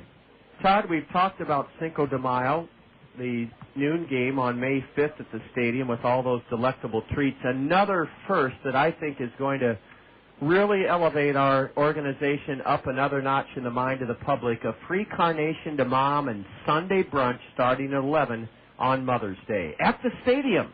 And that is going to be something else, I'll tell you, on Sunday, May 8th. Treat mom. I thought you were talking about Todd Brommelkamp bobblehead all night, but you are talking about Mother's Day brunch on Sunday, May 8th. And if this broadcast has done nothing else for you tonight, ball 4 to Richard Giannotti. We have at least reminded you that Mother's Day is coming up Sunday, May 8th. And that you can treat mom for $17. That includes the ticket. Call mom and say, Mom, meet me at the stadium. There you go, Todd, right there. Because for $17 for adults and $12 for kids 12 and under, you have a buffet from 11 a.m. to 2 a.m. or 2 p.m., all-you-can-eat buffet, and it is going to feature a number of delicious items as we'll try to work in our play-by-play here as Sean Rodriguez is up to bat, but a cold food buffet, some hot loaves of bread with strawberry, honey, ranch, garlic butter, cheddar and garlic biscuits, pasta salad, potato salad, bacon, sausage, Iowa pork loin, roasted to perfection, pasta marinara, eggs benedict, something for everyone. An omelet station, pancakes, French toast, a carving station with baked ham and roast beef, and plenty of dessert, including my personal favorite, cheesecake. And that is all available. Here's a shot past third off the glove of Matt Shepard. It's going to be a base hit for Rodriguez. Turning around second and holding is Richard Giannotti. And as Todd described that mouth-watering brunch for Mother's Day, Sean Rodriguez has collected the 10th Colonel hit of this game, lining one on one hop, a good diving stop by Matt Shepard. He got a glove on it, but couldn't slow it down much more than that. A base hit for Sean, and boy, would it be nice with just a 3-run lead, Todd, if the Colonels could capitalize here in the 9th, leading 4-1. 2 on. 1 out for Ben Johnson, the number 3 hitter, a switch hitter batting left. Now, Deloise Gacarni has begun to take his time out in the Colonel bullpen, and if we add a couple insurance runs here, it's not going to be a save situation, and Bobby may choose to save Frederick for another outing this series. But I take that back. I did not see key lime pie is also on the menu, and I prefer that over cheesecake any day, although if you've met me, you know I'm not too picky when it comes to things that I put on my palate. A high pop foul over the swing dugout is strike 2 to Ben Johnson. That's Mother's Day, $17 for adults, including this game. And good point, John. That includes your ticket to the game, which is normally about an $8 ticket, and you're getting an all-you-can-eat buffet.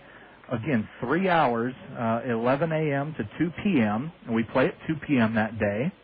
And then kids 12 and under, the price is even better. $12, and kids 3 and under are free. Can't beat So bring that. the whole family. Say, Mom, meet me at the stadium for Mother's Day brunch on Sunday, May 8th, as the Colonels take on the Burlington Bees, Class A affiliate of the Kansas City Royals. Ben Johnson lost one into shallow left. The shortstop, Juan Lucena, retreats into the grass in shallow left, and the shortstop has it for the second out of the 9th inning. Here's Drew Toussaint with Giannotti at second and Rodriguez at first. And you can call the Colonels, 896-7560. That's our Cost Cutters ticket box office number, 896-7560, or log on to our website, www.kernels.com. You can purchase tickets there.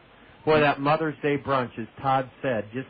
We're talking tablecloths, flowers, a flower for Mom. Free carnation. A free carnation, and a club ticket to the game, all for $17, $12 for kids 12 and under, and, of course, kids 3 and under eat for free. And the best part is, and big kudos to our concession manager, David Soper, who worked very hard behind the scenes to make things successful, and this is one of his brainchildren, I should say. The best part about it is Mom gets to watch some baseball that day, too.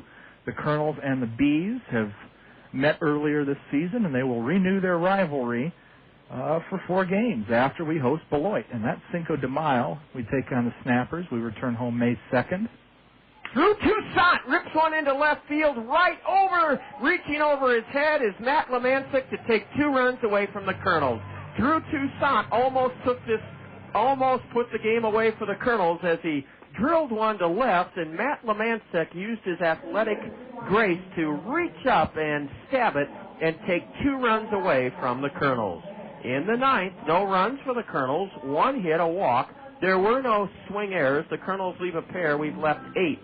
And as we go to the bottom of the 9th, it's the Colonels 4, Quad City 1. You're listening to Colonel Baseball in the Zone. At Zimmerman's, we believe that the voice of the customer speaks the loudest. Let's hear what our customers have to say. We chose Zimmerman because our family has been buying cars.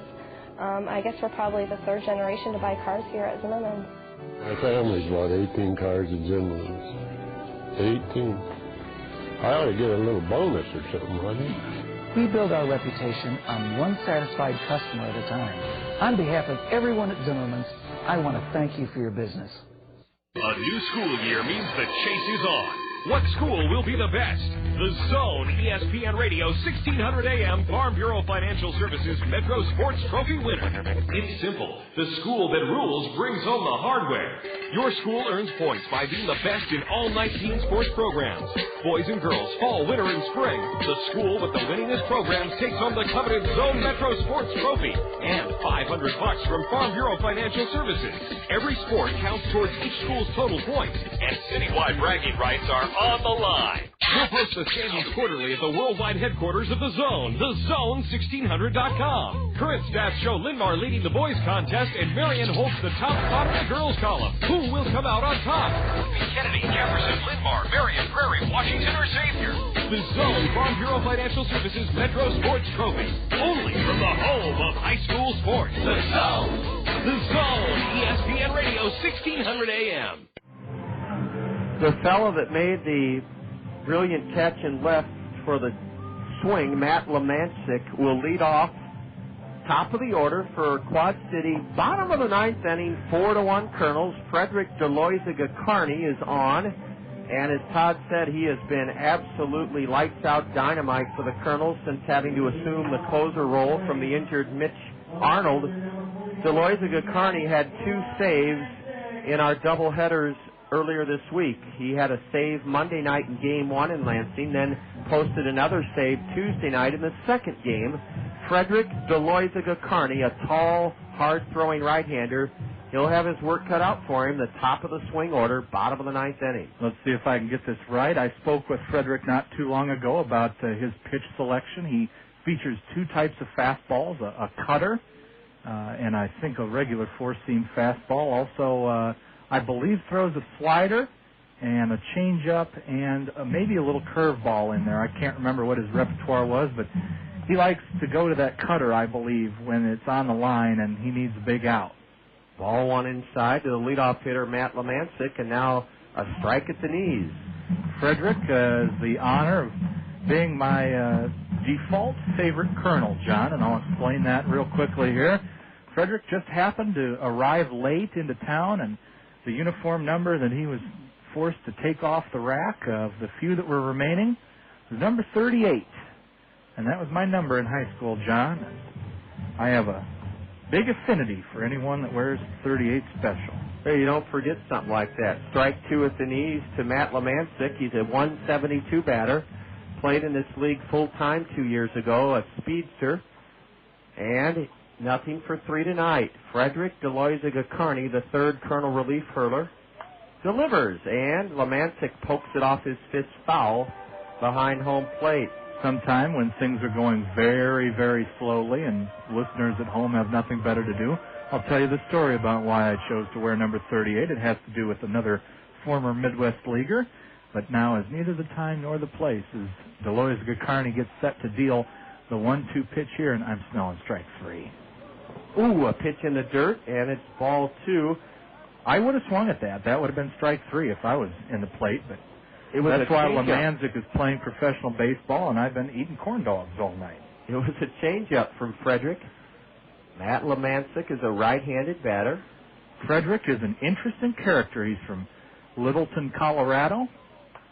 A high pop foul drifts over the Colonel dugout. Was born in Köln, Germany.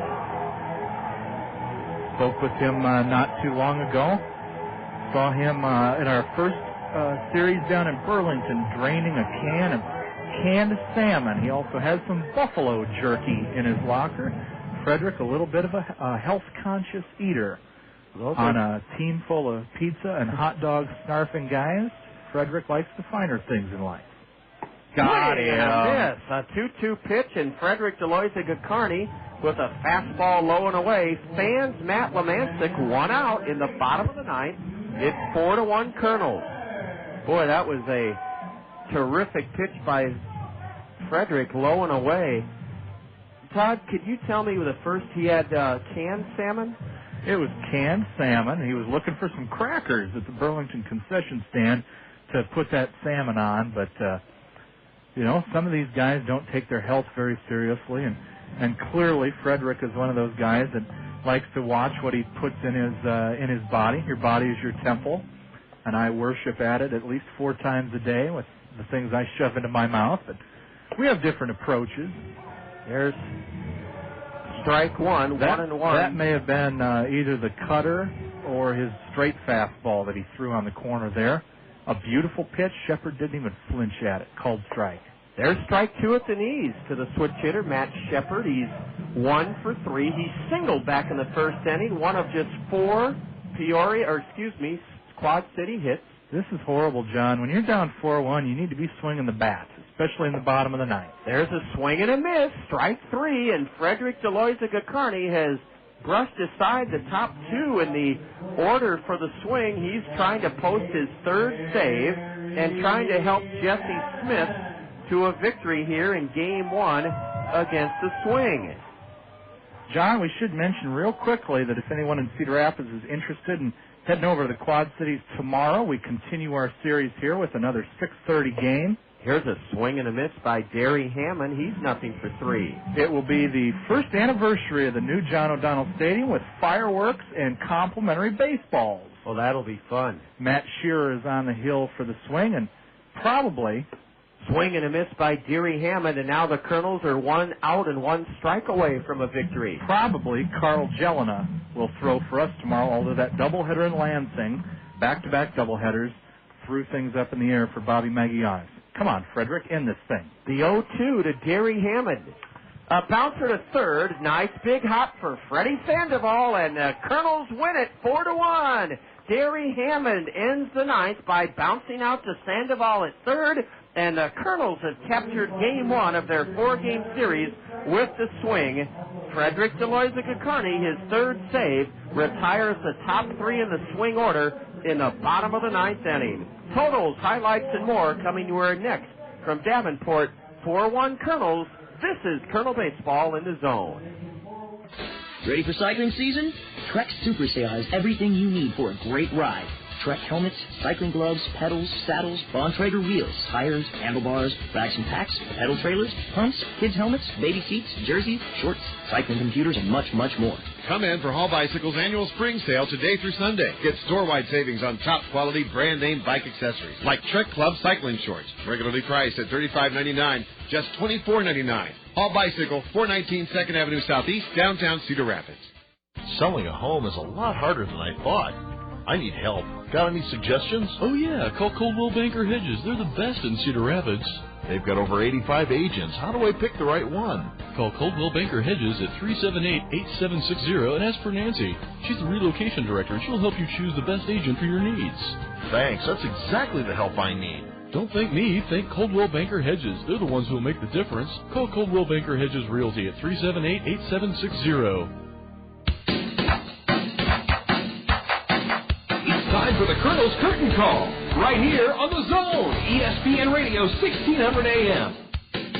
With a recap of all the action, the State Farm Major League scoreboard, plus a look ahead to the next Kernels game, let's rejoin the voice of the Kernels, the one, the only John Rogers, here on The Zone, ESPN Radio 1600 AM. From Davenport, the Kernels look terrific and turning aside the swing of the Quad Cities 4-1, lifting the Kernels to a road record now of 7-5, 9-11 overall through 20 games in April. We're going to move along briskly as we do on these commuter trips because the Kernels will not shower. They'll head right onto their Tri-State Travel motor coach and zip back to the City of Five Seasons. Jesse Smith was on the hill, and he posted a win in his first start of the year, 5 shutout innings, giving the swing just 3 hits, walking none, striking out 1. The Kernels got timely hitting all game long, starting in the first inning when Freddy Sandoval singled home Sean Rodriguez with 2 out, Freddy adding to his team-high RBI total of 13, 1-0 Kernels. The Kernels made it 2-0 in the fourth when Drew Toussaint led off with a double. He advanced to third on a ground ball out to second by Sandoval. Then Warner Madrigal drilled a RBI double into right center, scoring Toussaint from third, 2-0 Kernels. It was 3-0 Kernels in the fifth inning it became 3-0 Kernels when Nate Sutton, who went 3 for 4 tonight, doubled leading off. He advanced to third as Richard Giannotti grounded out to second. And after Sean Rodriguez was hit by a pitch, Ben Johnson dumped a double down the left field line, scoring Nate Sutton and putting the Kernels up 3-0. The Kernels kept their scoring in the sixth inning off reliever Dennis Medina. Medina struck out the first 2 Kernels in the sixth, but then Nate Sutton tripled over the head of Simon Williams in center, and Richard Giannotti on a 2-strike pitch lined his single into right, scoring Nate Sutton. Nate scored 2 of the Kernel 4 runs tonight. The only tally that the swing came up with was a 2-out home run in the eighth by Wes Swackhammer, his first of the year. It came off T.J. Stanton on a full count pitch. Chris Waters hurled 2 perfect innings in relief of Jesse Sutton. T.J. Stanton was solid, giving up the 1 run on 1 hit in the eighth. And then Frederick Deloiza-Gacarni whisked aside the swing by retiring their first 3 hitters in their order, 1, 2, 3 in the ninth to earn a save. Here's the final line score for the Kernels. 4 runs, 10 hits, no errors. The Kernels left 8. The Swing, 1 run, 4 hits, 1 error. They stranded only 2 base runners. Winning pitcher, Jesse Smith, 1-0. He was the starter and winner. The loser was the Swing starter, Kyle McClennan. He's 0-1. And the save goes to Frederick DeLoiza-Gacarni, his 3rd of this road trip.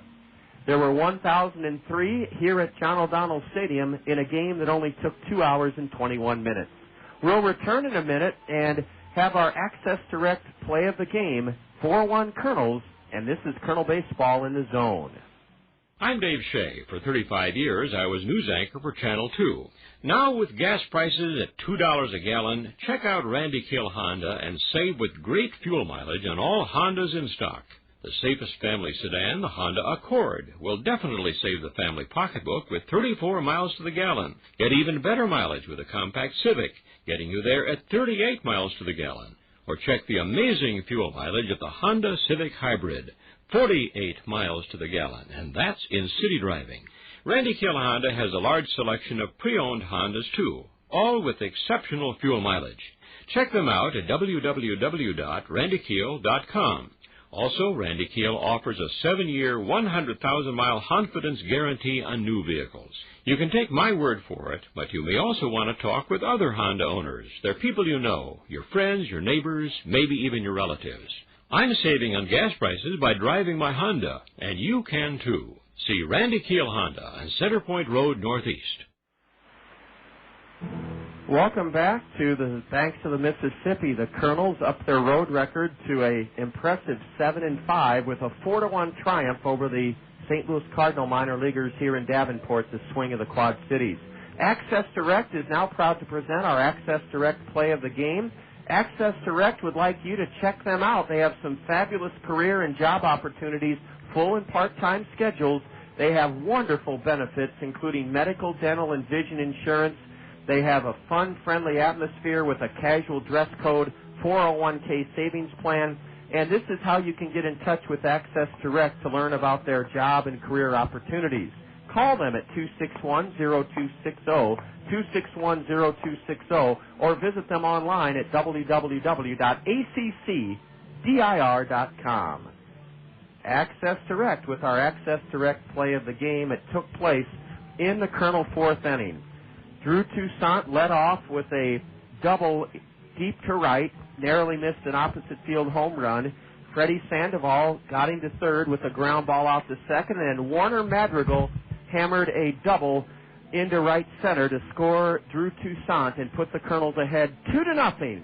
Madrigal's RBI double was one of 4 Kernel doubles in the game and one of 5 Kernel extra base hits. Access Direct with our Kernel play of the game. One more segment remains from Davenport. It'll be Todd Brummelkamp with a complete look at the State Farm Major League scoreboard. The Kernels victorious 4-1 in the series opener over the Swing, and you're enjoying the Kernel Curtain Call in the Zone. Yes, spring is here.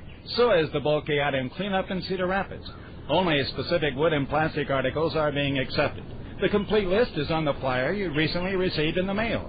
Be sure to check that flyer before putting out any items for city crews when they come to your neighborhood. If you have appliances, tires, and scrap metal you want to get rid of at no charge, follow the instructions on the back of the flyer. This reminder from your friends at Cedar Rapids Solid Waste and Recycling. Your home is a powerful asset. Managed wisely, it can help you with home improvements, tuition, and other expenses. Wells Fargo Home Equity Financing is the key. With flexible terms, competitive rates, and affordable payments. Our bankers have the knowledge and resources to help you find the best financing for your needs. Talk with a Wells Fargo banker today and see how home equity financing can help you reach your next stage. Wells Fargo, the next story, Equal Housing Lender. Well, Todd, we got a very nice email from Lanny Peterson. He was listening in, and it's ironic because now we turn our attention to the State Farm Major League scoreboard. It's brought to us by State Farm Insurance agents Lanny Peterson, Gary Schubat, Al Shuttler, and Dale Thompson. There were 2 games this afternoon, everything else tonight. That's right. Lanny and I have spent some quality time down in Section 100 of Veterans Memorial Stadium One afternoon game in the National League. That was the Milwaukee Brewers over John's St. Louis Cardinals, 4-3. Chris Capuano picking up the victory over Jason Marquis. Two other National League games today, Florida at Colorado, actually a doubleheader at Florida at Colorado, both rained out. In the American League, Tampa Bay fell to Toronto, 4-7 in Toronto at the Rogers Center.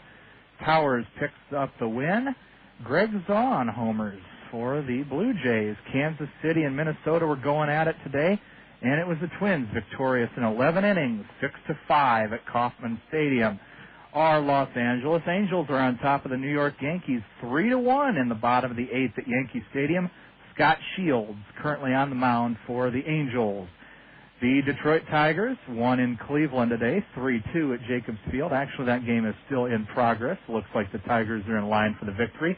And one more game in progress, the Seattle Mariners ahead of the Texas Rangers, 2-1. That game being played at the ballpark in Arlington. Ichiro Suzuki and Hank Blaylock both have home runs for their respective teams, Seattle and Texas. And that, John, is a look at the State Farm scoreboard from the press box here in beautiful John O'Donnell Stadium in Davenport, Iowa. Well, Todd, thanks a lot, and thanks to State Farm insurance agents Gary Schubat, Lanny Peterson, Dale Thompson, and Al Shetler. We'll be right back at them tomorrow, 6:10, with the Ask Bobby Magallana show on the South Slope Communications Triple Play show. Bobby, as always on Friday, graciously fields questions that you Colonel fans email to him through me at jrogers.com. Special thanks as well to Jake Lentz, our in-studio engineer. Jake always does a fine job and really keeps the ship running very well back at the station. A little bit of a letdown to end the broadcast, but I'll talk about that on the bus. Unexpected visitor awaiting Todd and I, but we've got to get on a motor coach. So that's why we move quickly on this Colonel Curtin call. 6:10 is the South Slope Communications Triple Play show tomorrow, and it'll be Colonel Baseball from Davenport. Todd Brummelkamp, it was a pleasure to have him alongside, and thanks again for being with us. The Colonels, behind terrific pitching, 4-hit pitching, turned back the swing in Game 1, 4-1. So long from the banks of the Mississippi. This has been Colonel Baseball in the Zone. This has been a special sports presentation from The Zone, ESPN Radio, 1600 AM, Cedar Rapids. Now back to our regularly scheduled ESPN programming already in progress.